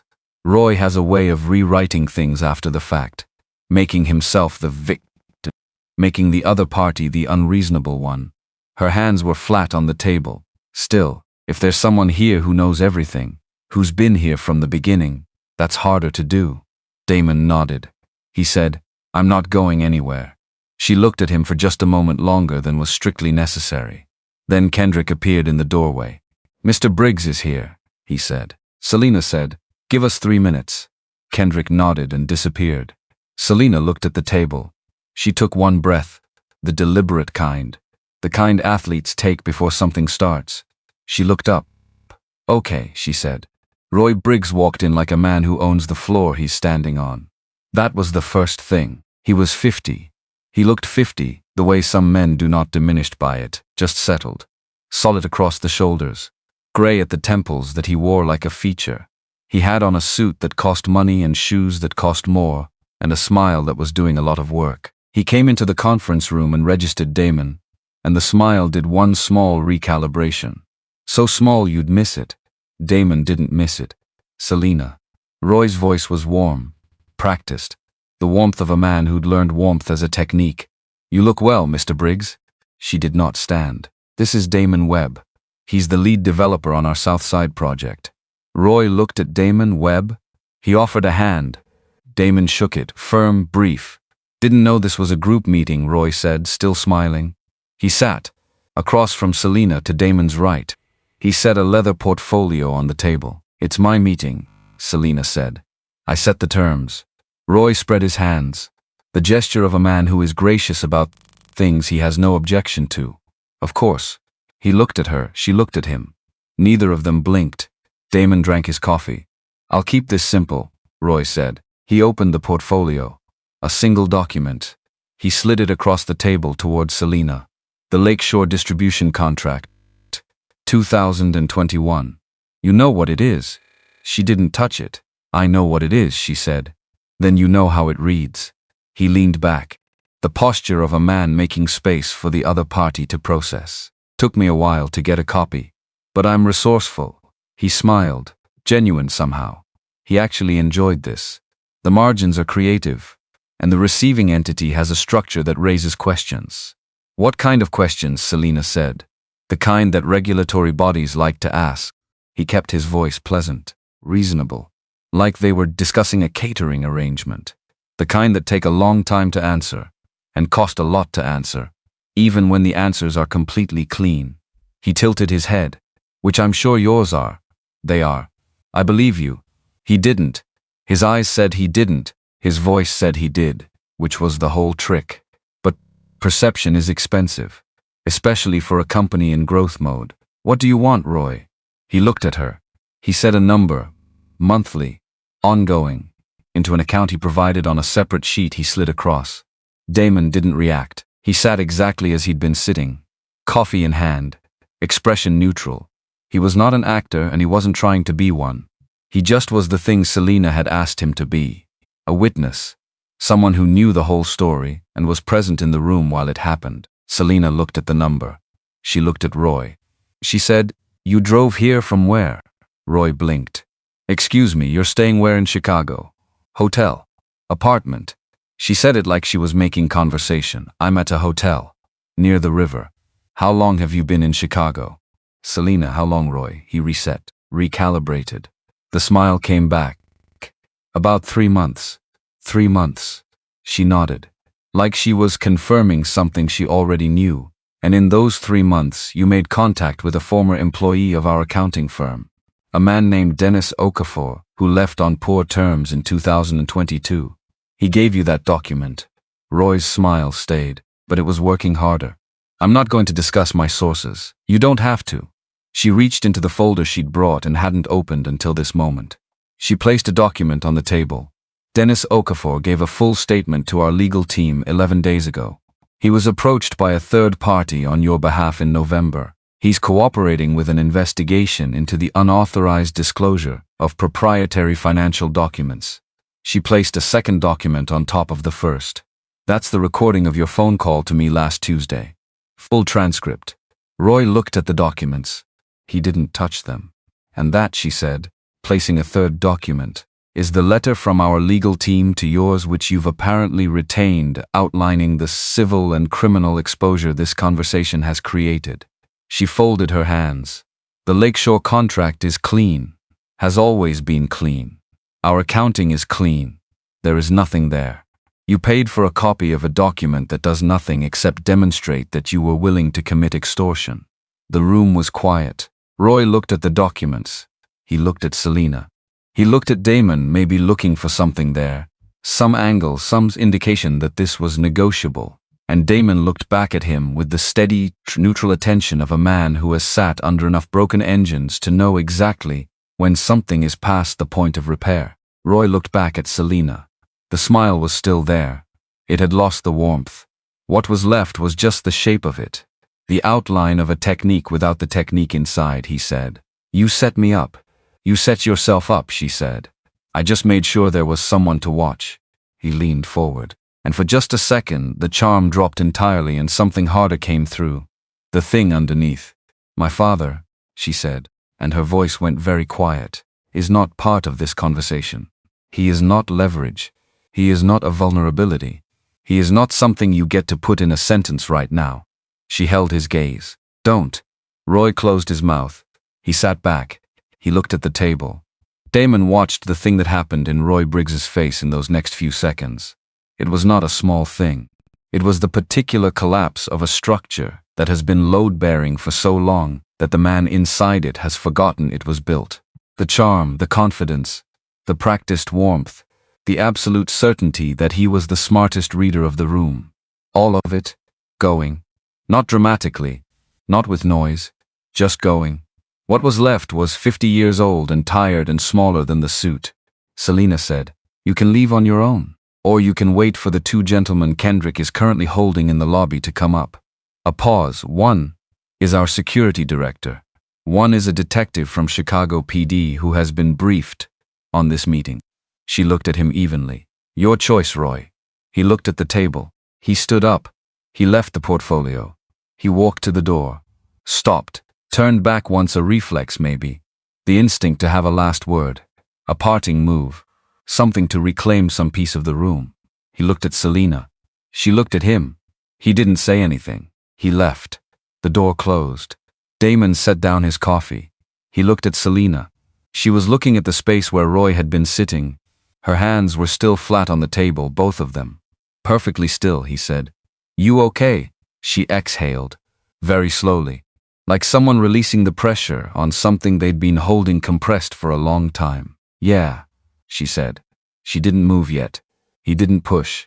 He sat there while she looked at the table. At the portfolio Roy left.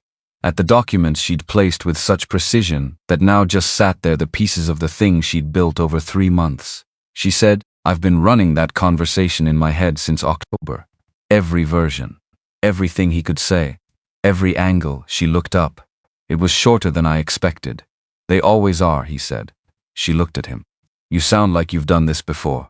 "I've never done anything like this before," he said honestly. "But I've seen what happens when something that looked complicated turns out to be simple. It goes fast." He paused. "Doesn't mean it wasn't real." She held his gaze. She said, "Thank you for being here. You don't have to thank me." "I know I don't have to." A pause. "I want to." He nodded. She picked up her phone, sent a text. Probably to Kendrick. Probably to legal. Probably to 17 people simultaneously. He watched her work. She was, he thought, extraordinary at what she did. Not in the way people say that about successful people as a compliment, in the actual way. Precise and thorough and relentlessly prepared and capable of holding the whole shape of a complex situation in her head while it was happening and reacting to it in real time without losing a step. He thought about the way she'd said "I'm not" when he told her not to do it alone. Fast. Faster than the others. He thought about that. Arthur called at 4:30. Damon was back at King Drive, walking the secondary bay with the electrical sub to confirm outlet placement. His phone buzzed and he looked at it and excused himself. "He called," Arthur said. Just that. Roy, his lawyer. Apparently Roy called his lawyer from the parking garage. Arthur's voice had a quality Damon hadn't heard before. Harder. The particular hardness of a man who has been waiting for a specific thing for a long time. And now that thing has happened and he's allowing himself to feel all of it at once. They're in settlement discussions with our legal team. That was fast. Roy doesn't have much to negotiate with. A pause. "Selena told me this afternoon." Damon was quiet. "She told you everything," he said. "It wasn't a question. Everything. Including that she's been carrying it since October." Another pause. Longer. "She thought she was protecting me." "She was. I know." Arthur's voice went somewhere else for a second. Somewhere private. "She learned that from watching me not be protected. After her mother." He took a breath. "She decided if she couldn't change the world, she'd control what happened in it. Everything she could reach."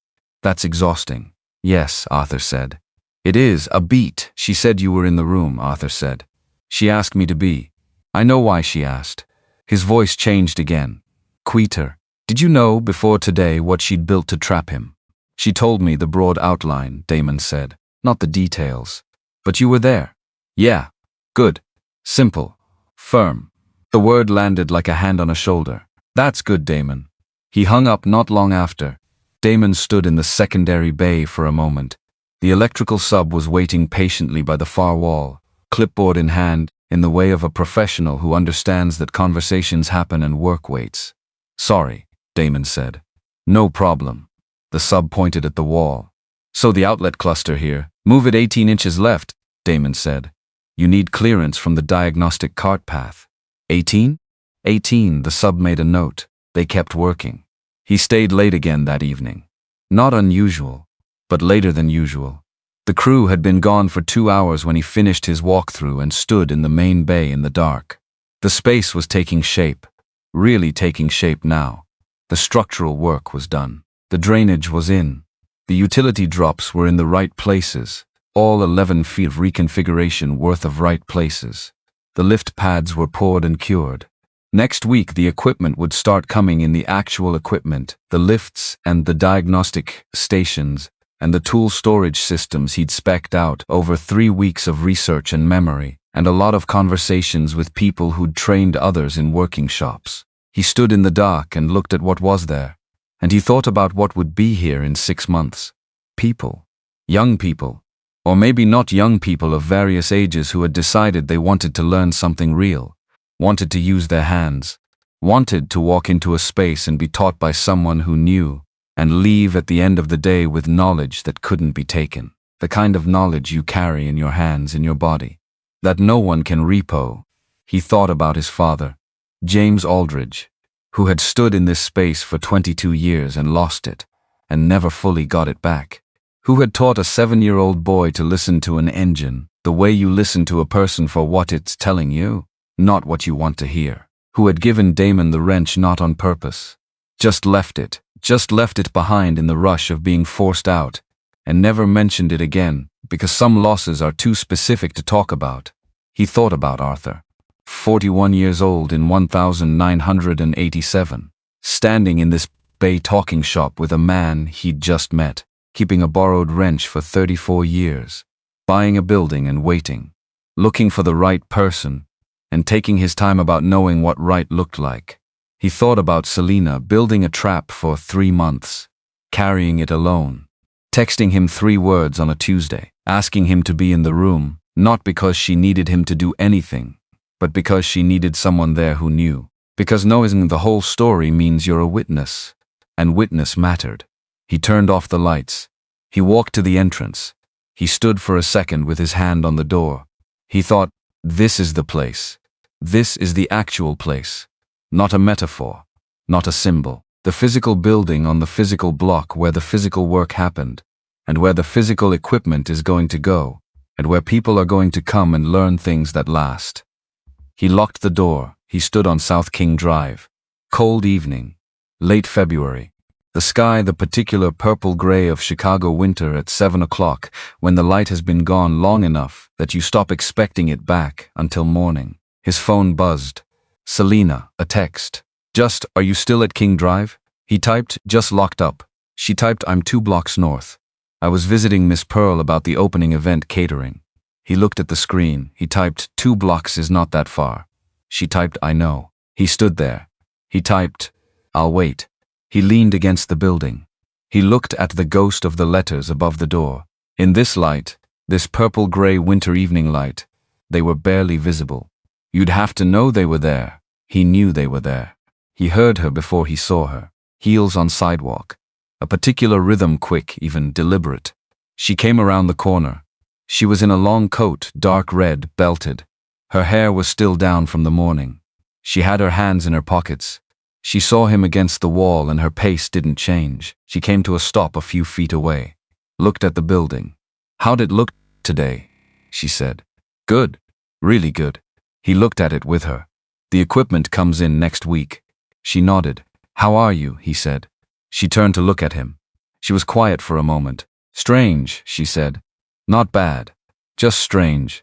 When something you've been carrying for a long time is suddenly not there, you don't feel lighter right away. She looked at the building again. You just feel the shape of where it was. He understood that. He said so. She looked at him sidelong. Not the reading look. Not the scanning for information look. Something slower. Roy's going to settle, she said. He'll sign a non-disclosure and pay what he owes and disappear. Good. It doesn't feel like winning. No, he said. It doesn't. She looked at the ghost letters above the door. What did it say? She said. The original sign. Aldridge Auto, he said. His name was James Aldridge. She was quiet. "Your name's Webb," she said. "My mother's name. I took it when I was 12. He looked at the letters. "I've thought about that. What to call this place? Whether it should say Webb or Aldridge. What did you decide?" He looked at her. "I haven't decided yet," he said. She held his gaze for a moment. Then she looked at the building. "I found something," she said. She reached into her coat pocket. "In my father's files. When I was looking through his records from the South Side properties." She held out her phone. On the screen was a photograph. Old. Scanned from a print. The quality of photos from the late 80s, slightly soft at the edges, the colors a little warm, the composition of people who didn't think about composition. Two men standing in front of a building. This building. Both of them in work clothes. Both of them with the particular relaxed posture of men who spend their days in motion and only stop when there's a reason. Both of them looking at the camera with the slightly self-conscious expression of people who don't usually pose for photos. The man on the left was Arthur, 41. Before the gray, before the years. But unmistakably Arthur, the jaw, the set of the shoulders, the directness even in a casual photograph. The man on the right was younger. 30, maybe. 31. Wide across the hands. Wearing a shirt with the sleeves rolled up. Damon looked at the face for a long time. He'd seen it in photos. In his memory. In the mirror sometimes.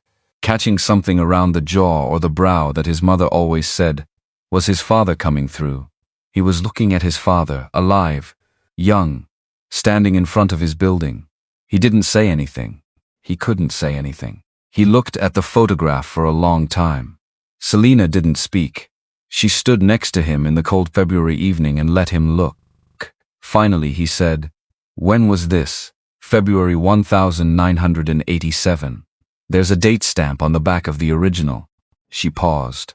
"My father kept it in a box with photographs from that period of his business. There were others, vendors, contractors, people he worked with." She paused again. This was the only one he'd written a name on the back. He looked at her. What did it say? She took the phone back, turned it over in the photograph, showed him the screen again, the back of the photograph as it was before the scan. Her father's handwriting. 2 words. James Aldridge, just the name, nothing else. No caption, no date note, no label for the context, just his name. Like he was someone worth remembering. Like Arthur had known, even then, that some people you write their names down before you forget how important it was that you knew them. Damon looked at the name. He breathed. South King Drive was quiet around them. The evening had settled fully. Someone walked by with a dog on a leash 20 feet away and kept going. He handed the phone back. She put it in her pocket. "I thought you should have that," she said. "I want a copy," he said. "Already sent to your email." She looked at the building. "Before I came here." He nodded. He looked up. Above the door. The ghost of the letters. Barely visible now in the full dark. He thought Aldridge. He thought Webb. He thought both. He thought, there's a name that's right for this place. He hadn't found it yet. But he was getting closer. He looked at Selena next to him. She was looking at the building. The red coat. The hair down. The gold cuff catching the streetlight at her wrist. He said, "My father would have liked you." She turned to look at him. He held her gaze, steady, saying what he meant because he was 30 years old, and he had wasted enough time on things that didn't mean anything to be careless about things that did. She said, "What makes you think that? Because you're stubborn and you know what things are worth, and you don't apologize for either one." He paused. He was like that. She looked at him for a moment. She said, "That might be the nicest thing anyone's ever said to me." "I know." She almost smiled. "Not quite. Close. Come on," she said. "I'm parked around the corner." He fell into step with her. They walked to the street behind them, the building behind them, the ghost letters in the dark, still there, waiting for what came next. Arthur drove himself to the hospital. Of course he did. Monday morning, 6 a.m. He parked in the structure on Huron, walked into the emergency entrance, and told the intake nurse he'd been having chest since Saturday, and had decided to stop ignoring it. He did not call Selena first. He did not call anyone. He checked in, gave his insurance card, sat in the waiting area with his thermos, and waited for them to call his name like a man who had arrived early for an appointment he'd made himself. Selena found out at 7:42 when his cardiologist called her directly, which the cardiologist did because Arthur had listed her as emergency contact with specific instructions. The instruction, the cardiologist explained carefully, was that she was to be called first, before anyone else, because Mr. Hayes had been very clear that he did not want his daughter finding out from a neighbor, or from Kendrick, or from anyone who would, and this was a direct quote, make it a bigger thing than it needed to be. Selena was in the elevator at Northwestern Memorial by 8:03. She called Damon from the parking structure at 8:15.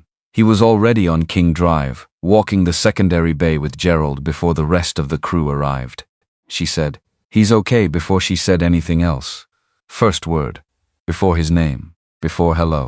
They're saying it was a warning, not a full event. They want to keep him for observation. He was already moving toward the exit. "Which hospital?" he said. She told him. 20 minutes, he said. "You don't have to." He'd already handed Gerald the clipboard.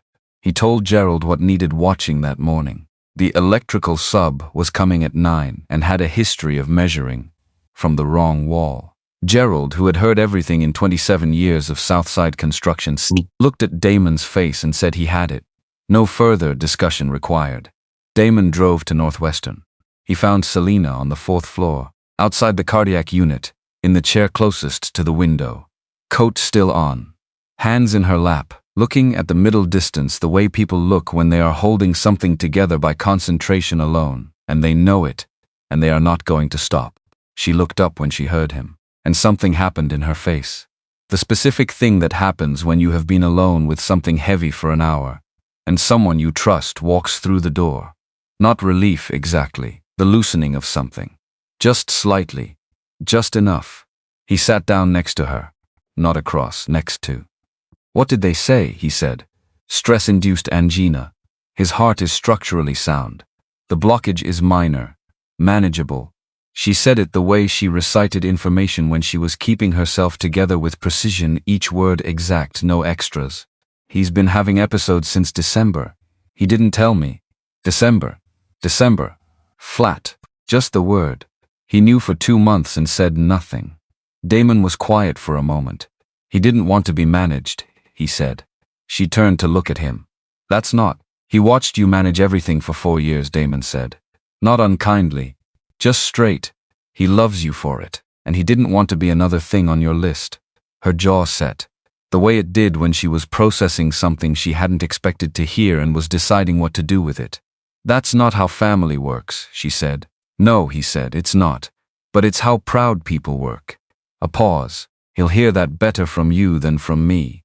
But he will hear it." She looked at the window. Outside, the city was doing its Monday morning routine. Traffic on Huron, February sky, the flat white of a day that couldn't decide what it wanted to be. Someone walking a dog on the sidewalk below, head down against the cold. "He asked for you," she said. Damon looked at her. "When I got here, he was already settled, already arguing with 2 nurses about the blood pressure cuff. And then he looked at me and asked if I'd called Damon." She looked at her hands. "I'd already called you before?" he asked. He held that for a moment. Then he stood. "Let's go see him." The room was small and lit the way hospital rooms are lit, functional, without opinion. Arthur was in the bed by the window. Monitor leads visible at the edge of his gown. The gown itself he was wearing with the expression of a man who had been forced into something undignified and was enduring it on a strict temporary basis. He looked up when Damon walked in. "You left the site," Arthur said. "Gerald has it. Gerald measures from the wrong wall. I told him what to watch." "You should have told him which wall." "I'll call him when I leave." Arthur made the sound. "The maybe law. Even here, even with the monitor beeping its intervals and the gown and the cardiac floor quiet around them. Still himself. Completely. "Sit down," he said. "Both of you, you're making the room feel like a waiting room." They sat. Selena on the left, near the window. Damon on the right, pulling the visitor chair close enough that the distance between them felt deliberate rather than accidental. Arthur looked at them both, one at a time, taking his time, the way he always did. He said, "I owe you an apology to Selena." She opened her mouth. "Don't," he said. Let me finish. She closed it. I knew something was happening since December. I told myself it wasn't significant. I told myself I didn't want to add to what you were already carrying with the Roy situation and the project and everything else. He looked at his hands on the blanket. Old hands. The hands of a man who built things. The truth is, I didn't want to see the look on your face. The one you get when you're afraid and working to not show it. Selena's jaw was tight. Her eyes were bright. She said, "You should have told me." "Yes. That is not acceptable behavior." "No, it isn't." She held his gaze for a long moment. "Don't do it again," she said. "I won't," he said. One nod. From her, clean, done, no extended processing, no circling back. She said the thing and he said the thing and they were finished with it. That was how they worked. He understood that about them now. The efficiency of people who trust each other enough to not need performance. Arthur looked at Damon. He reached for the nightstand, pointed at the drawer. Damon opened it. Inside was an envelope, sealed. His name on the front in Arthur's handwriting, the same deliberate pen pressure as the note from the parking lot, H. Same hand, same intention. "Open it here," Arthur said. Damon opened it. Legal document, several pages. He unfolded it and read the first paragraph and stopped. "Read it again." Set the papers carefully in his lap. "This is a deed," he said. "Yes. To 4417 South King Drive. Yes, in my name. In your name. Effective 6 weeks ago." Arthur's voice was steady. The steadiness of a man who decided something a long time ago and has been waiting patiently to hand it over. "I had it drawn up in January, signed and recorded the second week of the month." Damon looked at the document. "That was before I agreed to anything," he said. "Before the project started." "Yes, you signed this over before you knew if I'd take the job." Arthur looked at him directly. "I'd been looking for you for 3 years, Damon. I knew who your father was. I knew who you were. What you'd built on Halstead with barely anything. How you ran your clients. How you lost the Hargrove contract." A pause. "I knew enough. The parking lot was to make sure the one thing the paper couldn't tell me was true." "Which was?" "Whether you were a man who stops." Arthur looked at the window. "Most people didn't, that day. You were the one who stopped." He looked back. "That's the thing your father had. He stopped. Always. For anyone who needed it. Even when it cost him something." He paused. "You have it too.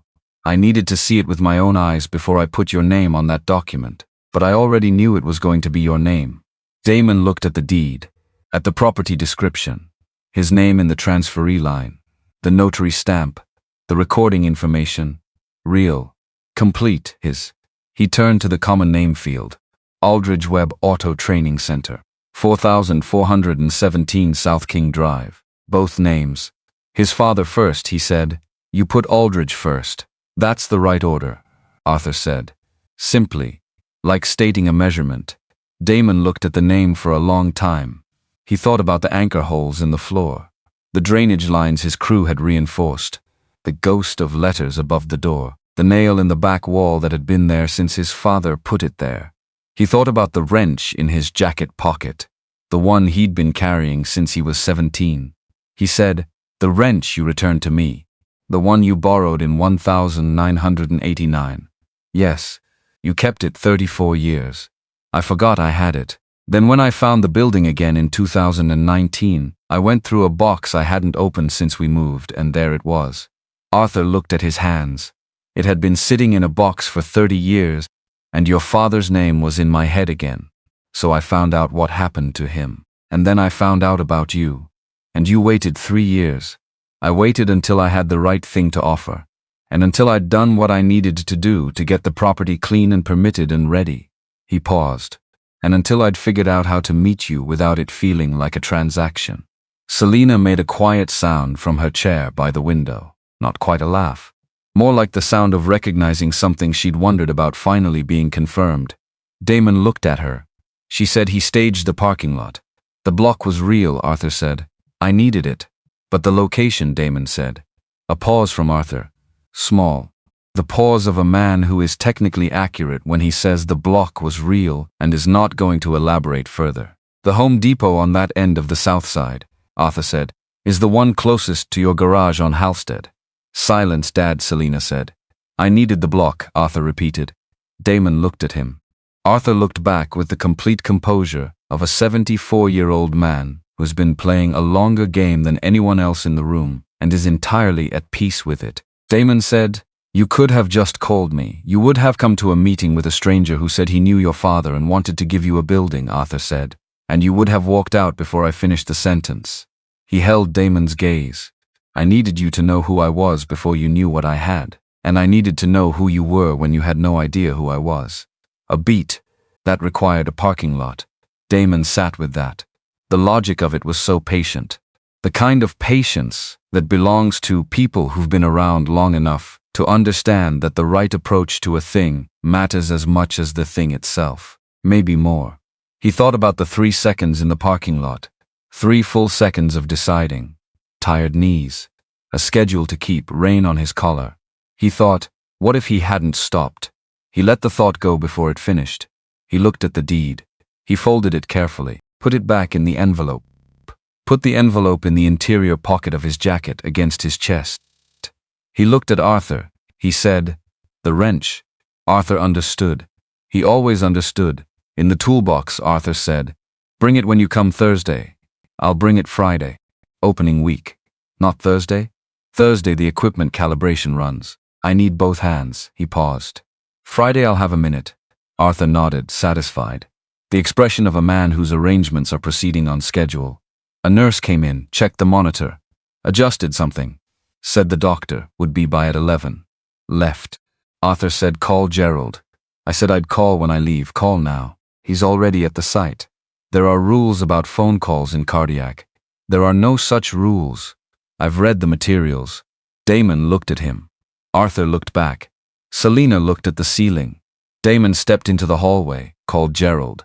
Gerald had measured from the wrong wall, specifically the south wall instead of the east wall, which put the outlet cluster 14 inches from where it needed to be, which would have required every diagnostic cart in the bay to make an awkward turn every time a technician needed a connection. Fixed it in 4 minutes over the phone. He came back in. "Well," Arthur said, "wrong wall." "Which one?" "South." Arthur made a sound that meant exactly what it sounded like, the sound of a man whose read of a situation has once again proven accurate, which happens so often, it no longer surprises him, but still satisfies him. "How far off?" he said. 14 inches. I would have said 12. It was 14. Close enough. He settled back against the pillow. The energy he'd been running on since they arrived was going slightly soft around the edges. Not collapse. Just the natural settling of a man who has been on since 6 a.m. and has done several significant things before 9. Selena saw it the same moment Damon did. "Rest," she said. "I'm in a bed, Dad." He looked at her. She held his gaze without flinching. He exhaled. "Fine." She stood, leaned over, kissed him once on the forehead. No ceremony. No performance. Just the gesture of a daughter who loves her father and has run out of patience for him, pretending he is made of iron. "I'll be outside," she said. "You don't have to stay." "I know." She walked out. Arthur looked at Damon. He said, "Your father told me something once. We were in the shop. 89, late afternoon. I was complaining about a vendor situation that had been running me in circles for weeks. He looked at the window. He didn't give me advice. He just said, 'Some things take the time they take. You can't make the steel set faster by wanting it to.'" Damon was very still. "He was talking about the vendor," Arthur said. "And he was also not talking about the vendor." He looked back at Damon. "I've thought about that a lot over 30 years. Everything that happened after. Losing touch with him. Finding the address again. Looking for you." He paused. "This took the time it needed." Damon said, "Yeah, just that. But it was full." Arthur nodded. "Go be with my daughter," he said. He was already closing his eyes. "She waits better when she's not doing it alone." Damon stood. He looked at Arthur for a moment, the old man already settling. The monitor doing its steady work, the morning light coming through the window and falling across the blanket. He said, "Get some rest, Arthur." No response. Already gone. Already sleeping with the particular ease of a man who has finished what he came to do. Damon walked out. Selena was in the chair. Same chair as when he arrived. But her coat was off now, folded across the chair beside her. She was in a dark burgundy blouse, sleeves pushed to her elbows, and she was looking at her phone without seeing it. She looked up when he sat down. "He's asleep," he said. "Good." She set the phone face down on her knee. "He told you about the parking lot." "He did. I figured he would. He's been wanting to tell someone." She looked at the window across the waiting room. "He told me 6 months ago. The whole plan, the parking lot, the invitation, all of it." She paused. "I was furious." "Were you?" "For about 2 days." She looked at her hands, and then I thought about it. Really thought about it. And I realized she stopped. Started again. "He knows me. He knew that if a stranger had called me and said he wanted to give my father's old friend's son a building, I would have run every check possible and found 17 reasons it was inadvisable and talked my father out of it before the conversation was finished." She looked at Damon. "He needed to get you in the door without me guarding the door. So he went around you.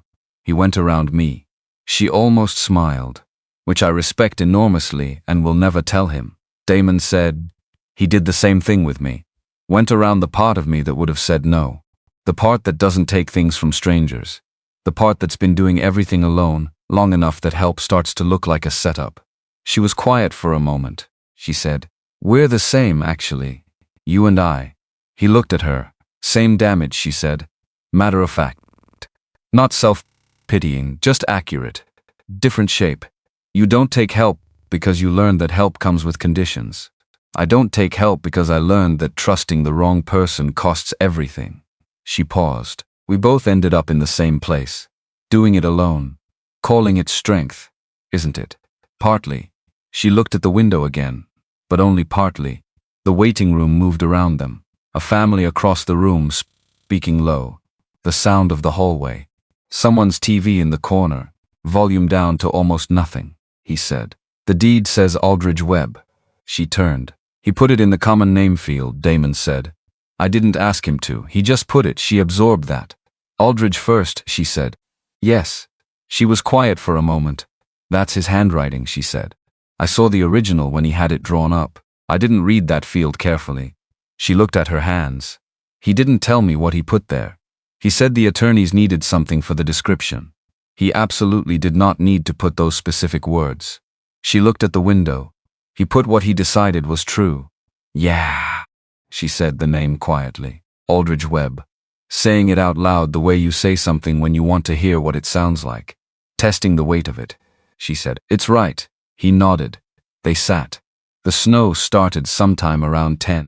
Neither of them noticed exactly when just looked up at some point, and it was there, coming down straight.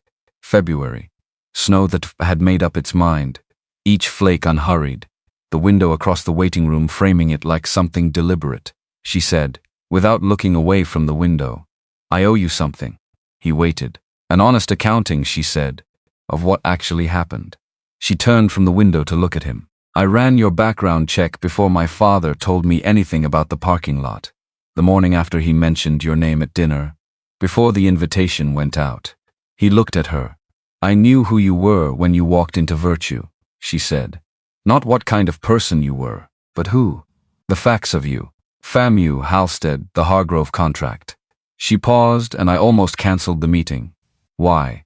"Because the check I ran came back too clean, no angle I could find. No debt that made a con make sense, no connection to anyone in our orbit." She held his gaze. "A person with an angle is manageable. I know how to handle that. But a person who is genuinely what my father thinks they are." She stopped. He said, "That's harder. That's terrifying," she said. Flat. Honest. "Because then the problem isn't them. It's me." She looked at her hands. "I sent that check because I needed you to have an angle. I needed you to take it and prove I was right. Prove that everyone has a price, and I was the only one who saw it. And my father was wrong to trust you." She paused, "And you left a $20 bill on top of it," he said. "For the water," she said. "I know why you left it."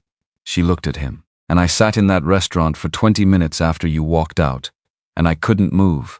Because I didn't know what to do with someone who wouldn't let me be right about them." He said, "What did you do?" "I called my father," she said. "I told him you walked out." A pause. He laughed. Damon thought about Arthur in the kitchen. Cardinal's hat. That particular laugh. He said, "Good." She almost smiled. He said, "I told you." She looked at the window again. He was insufferable about it for approximately 3 weeks. "He's earned it." She turned back to him. She said, "I need you to know something. About the Roy situation." He waited. "I didn't tell you everything in October," she said. "When I said I'd been tracking him since he got out. That was true. But I also," she paused. The particular pause of someone being precise about something they could have left imprecise. "I had already decided to tell you. Not when I texted you. Before. I'd been deciding for 2 weeks before the text." "What stopped you?" "I didn't know what I was asking for yet," she said.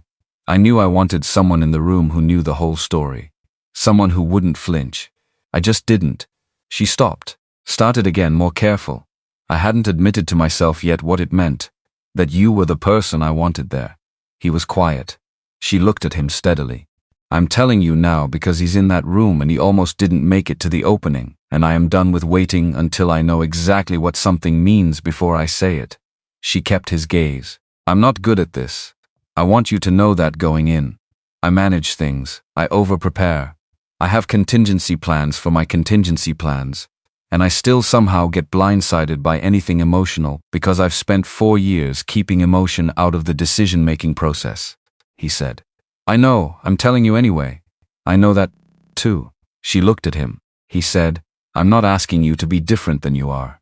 He said it the way he said true things, without preamble, without softening. "I just want to be around while you are what you are."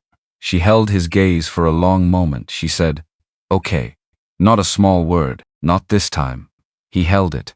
She turned back to the window. The snow was still coming down. Straight. Even. The particular February snow that commits to itself. They sat there and let the morning move. The opening was on a Saturday. June 19th. Juneteenth. The kind of June day Chicago earns after everything winter does to it. Lake air coming in clean and warm. The trees on King Drive full and green. The light doing what June light does when it finally shows up and means it. The block had been transforming since April, and now it was done. The signage had gone up on a Thursday in May. Damon was there when the crew mounted it. He stood across the street when they finished, and he read it. Aldridge Webb Auto Training Center. Black letters on cream. Clean. Readable from half a block in either direction. He stood there a while.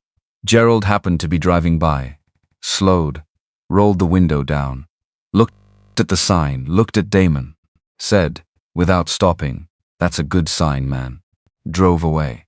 Damon stood there a little longer. That evening he drove to Halstead, opened the metal toolbox. Took out the wrench, his father's wrench, the one he'd carried since he was 17, and held it. He thought about what his hands knew from holding it for 13 years. The weight of it. The specific way the wood had worn under his father's thumb before it wore under his. He put it in his jacket pocket. He drove to King Drive. Let himself in, his key. Still getting used to the weight of that. He walked the main bay in the quiet. Equipment in and calibrated. Lifts at rest position. Diagnostic stations clean. Tool wall along the back organized by function, not size. The way his father had organized things. The way Damon had organized things his whole life without once asking himself where he'd learned it. He walked to the back wall. To the nail, old nail. Original. The paint had gone over it in 3 different layers across 30 years, but the nail was there. Still holding. The way things hold when they're set right from the beginning. He hung the wrench on it. Stepped back. He didn't stand there long. He didn't make a ceremony of it. He looked at it, the worn handle, the stamped steel, the specific angle at which it hung on that specific nail, and he knew it was right. The way you know a torque spec by feel after enough repetitions. Not because you measured, because you know. He turned off the lights. He locked up, he went home. He slept well. By 11:30 on the morning of the 19th, South King Drive was alive. Miss Pearl had set up outside. 2 long tables. The real operation, catfish and potato salad and something with brown butter that people were going to be talking about in October. Her nephew on the grill. Her daughter handling service. The smell reaching half a block in both directions and pulling people toward it the way good food always does. The way it has always done on this block and blocks like it. The smell of someone feeding a community that knows how to feed itself. Reverend Clarence from Greater Hope Baptist arrived at 11:45. He shook Damon's hand and held it for a moment and said he'd driven past this building for 11 years while it sat empty. "I used to pray for it," he said, looking at the sign. "Not for the building, for whoever was going to come back to it." He looked at Damon. "Here you are," he said. He let go of Damon's hand and went inside to look at the equipment. People came. From the block. From further. People who'd been watching the renovation since February, who'd asked questions through the chain link during the build, who'd heard through Greater Hope's network and Ms. Pearl's regulars and the particular way word moves in a community that has been watching out for itself for a long time. Arthur arrived at noon exactly. Same jacket, new hat, plain dark cap, no logo. He walked up to Damon and shook his hand. Then he looked at the sign for a long moment. Then he looked at Damon again. He said, "Aldridge first."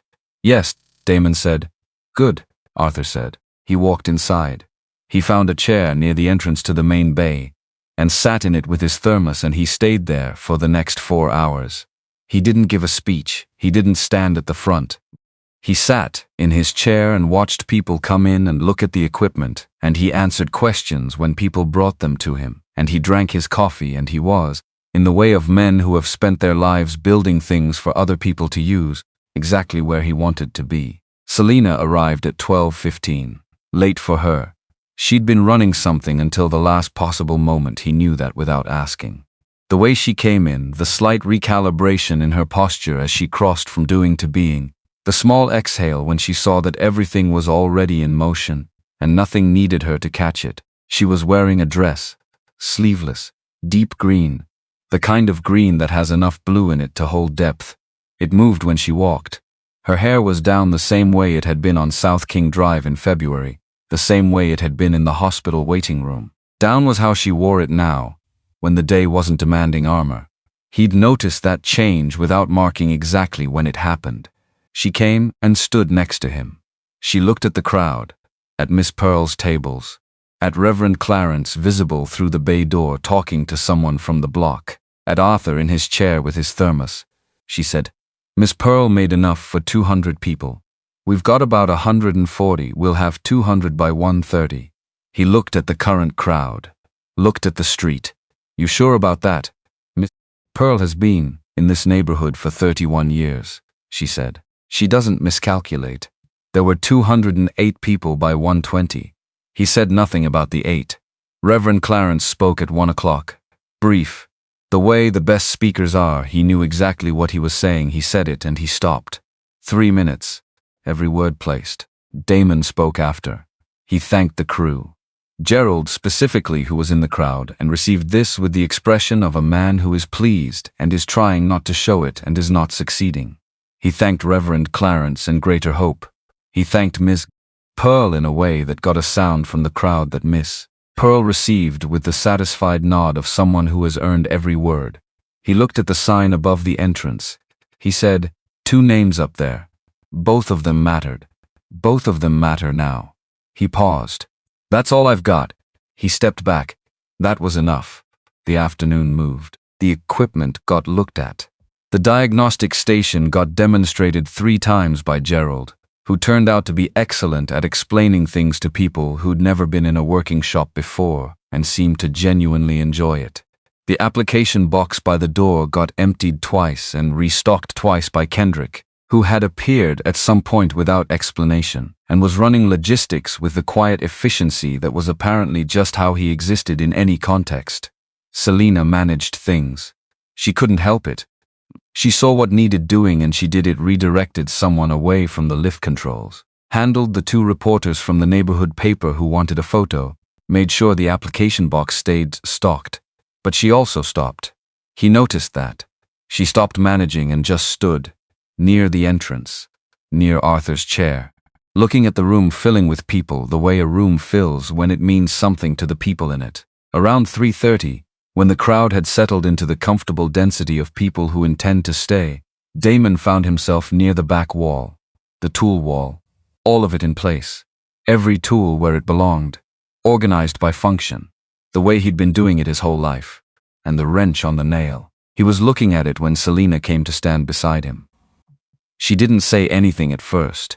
She just looked at the wall the way she looked at things when she was actually seeing them. Then she said, "When I was 9, my father had a garage in the back of the house on Woodlawn. Not a real shop. Just a space where he kept his tools and his projects." She was quiet for a moment. He organized them the same way. Function, not size. Damon looked at her. "I didn't know that until right now," she said. Standing here, he looked at the wall. He said, "It's because you work fast when your hands are already in something. You don't have time to think about size. You need the thing that does the job." She said, "He taught you that?" "Without teaching it. I just watched." She looked at the wrench. She reached out and touched the handle, once. Lightly. The way you touch something that has survived longer than it should have, and you want to confirm it's real. She let her hand fall. She said, "I found something.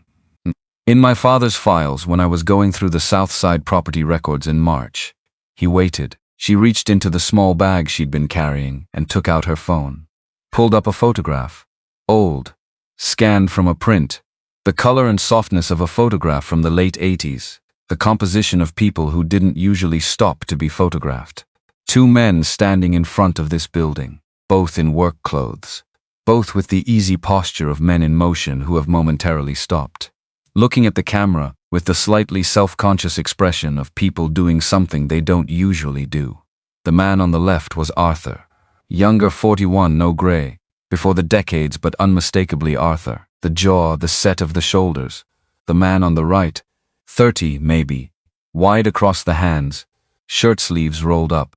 A face Damon knew the way you know something that lives in mirrors and photographs, and the particular geography of your own features when you catch them in unexpected surfaces. His father. Alive. Young. Standing in front of his building. Damon took the phone. He looked at the photograph for a long time. He looked at his father's face the way you look at something you thought you'd memorized, and then discover you'd only memorized the idea of it. The specific angle of his jaw. The way he held his shoulders. The look on his face that was not a smile exactly, but was close the expression of a man who is where he is supposed to be and knows it. He was younger in this photograph than Damon was right now. That landed somewhere, the specific weight of it. His father at 31. Before the shop was taken. Before everything after. Standing in front of the building that was his. Standing next to Arthur. Selena said quietly. The date stamp on the back says February 1987. He turned the phone over in the image. Her father's handwriting on the back of the photograph before the scan. 2 words. James Aldridge. Just the name. No caption. No label for context. Just the name of a man Arthur had thought was worth writing down. Damon looked at it for a long time, he said. He wrote his name. Yes, just the name. Nothing else. Just the name. He handed the phone back. He looked at the wall. At the wrench on the nail, he said, "The nail is his. My father put it in. I could tell from the angle he always set nails at a slight inward cant, so the tool would seat back against the wall instead of hanging loose." He paused. "I did it the same way without knowing why until I was looking at this wall 2 weeks ago and saw it." Selena looked at the nail. She said, "You put the wrench on his nail." Yeah, she was quiet. Then she said, "Do you want a copy of the photograph? You already sent it." "Before I came in," she said. He looked at her. She looked at him. Around them the afternoon continued. Miss Pearl's crew packing up with the satisfied efficiency of a job completed exactly as planned. Gerald in a conversation near the bay door that had been going for 40 minutes and showed no sign of ending. Arthur still in his chair. Damon glanced over and saw him talking to Reverend Clarence. Both of them gesturing at the ceiling in the way of men discussing structural matters they find genuinely interesting. He said, "The photograph." She said, "Yes." He said, "The deed." She said, "Yes." He said, "You've been," he paused. Chose the word carefully. "You've been putting things in my hands all year. Things that belonged to me that I didn't know were lost." She looked at him. "The building," he said. "The photograph. Telling me to stop doing it alone." He paused. "That's what you've been doing." She was quiet for a moment. She said, "You stopped in a parking lot for a man you didn't know. That's different." "It isn't," she said. "You saw something that needed doing, and you did it. That's all I've been doing." She looked at the wrench. You showed me the wall, the way the tools are organized. My father organized his the same way and I never understood why until today. She looked back at him. Some things you only understand when you're standing in the right place. He said, Selena. She said, Damon. He said, I'm going to ask you something and I need you to not manage the answer. She looked at him carefully. What do you want? He said. Not what makes sense. Not what's advisable. What do you want? She was quiet. Not the processing quiet. Not the calculating quiet. Just quiet. The kind that means someone is letting themselves actually feel a question instead of solving it. She said, I want to stop being surprised by you. He waited. I want to know what you're going to say before you say it, she said. I want to be the person who knows which wall Gerald will measure from and gets there first. A pause. I want to be in the room, not as a witness. Just in the room. She looked at him steadily. I want time, he said. Then take it, she said. Just like that, he said. Just like that. She looked at the tool wall one more time. At the wrench on the nail, at the anchor holes in the floor. At the space around them, the equipment, the bay doors, the signage visible from inside. The late afternoon June light coming through at an angle that made everything look like it had always been here. She reached for his hand. Simple. Unhurried. The way you do something when you've decided to stop waiting until the moment is right and accept that the moment is just the moment, and that's enough. He took it. They stood there. The building around them held the sound of the afternoon. Voices near the entrance. The last of Miss Pearl's crew loading up outside. Arthur's voice from across the bay, still talking with Reverend Clarence about whatever structural question had captured them both. Gerald laughing at something. The ordinary sounds of a place that is being used. That is the sound a building makes when it's right. When the people in it are where they're supposed to be. Not quiet. Not dramatic. Just full. The kind of full that took 30 years and a parking lot in the rain, and 2 wrenches, and a man who organized tools by function, and understood that some things take the time they take. The kind of full you don't announce. You just stand inside it and let it be. Arthur left at 5 o'clock. He stood from his chair slowly, with the care of a man who had agreed to be careful and was honoring that agreement, and he walked through the main bay, and he stopped at the entrance, and he looked at the sign above the door from the inside. He looked at it for a while. Then he walked out. He got in the F-150. He sat there for a moment. Damon couldn't see his face from where he stood, but he saw him put both hands on the steering wheel and hold them there. Then he started the truck and drove away. Damon watched the truck go. He thought about February, the rain, the block, the cast iron engine block and the 2 men lifting it in the wet, and how none of it was accidental and all of it was real. He thought about his father. He thought about the nail in the wall. He thought, you built this place. They took it. And something better is here now. Something that's going to teach people what you taught me without knowing you were teaching me. Something that's going to be here long after both of us. That's not nothing. That's everything, actually. He turned back inside. Selena was near the bay door, talking to Reverend Clarence, and she looked up when Damon came back in.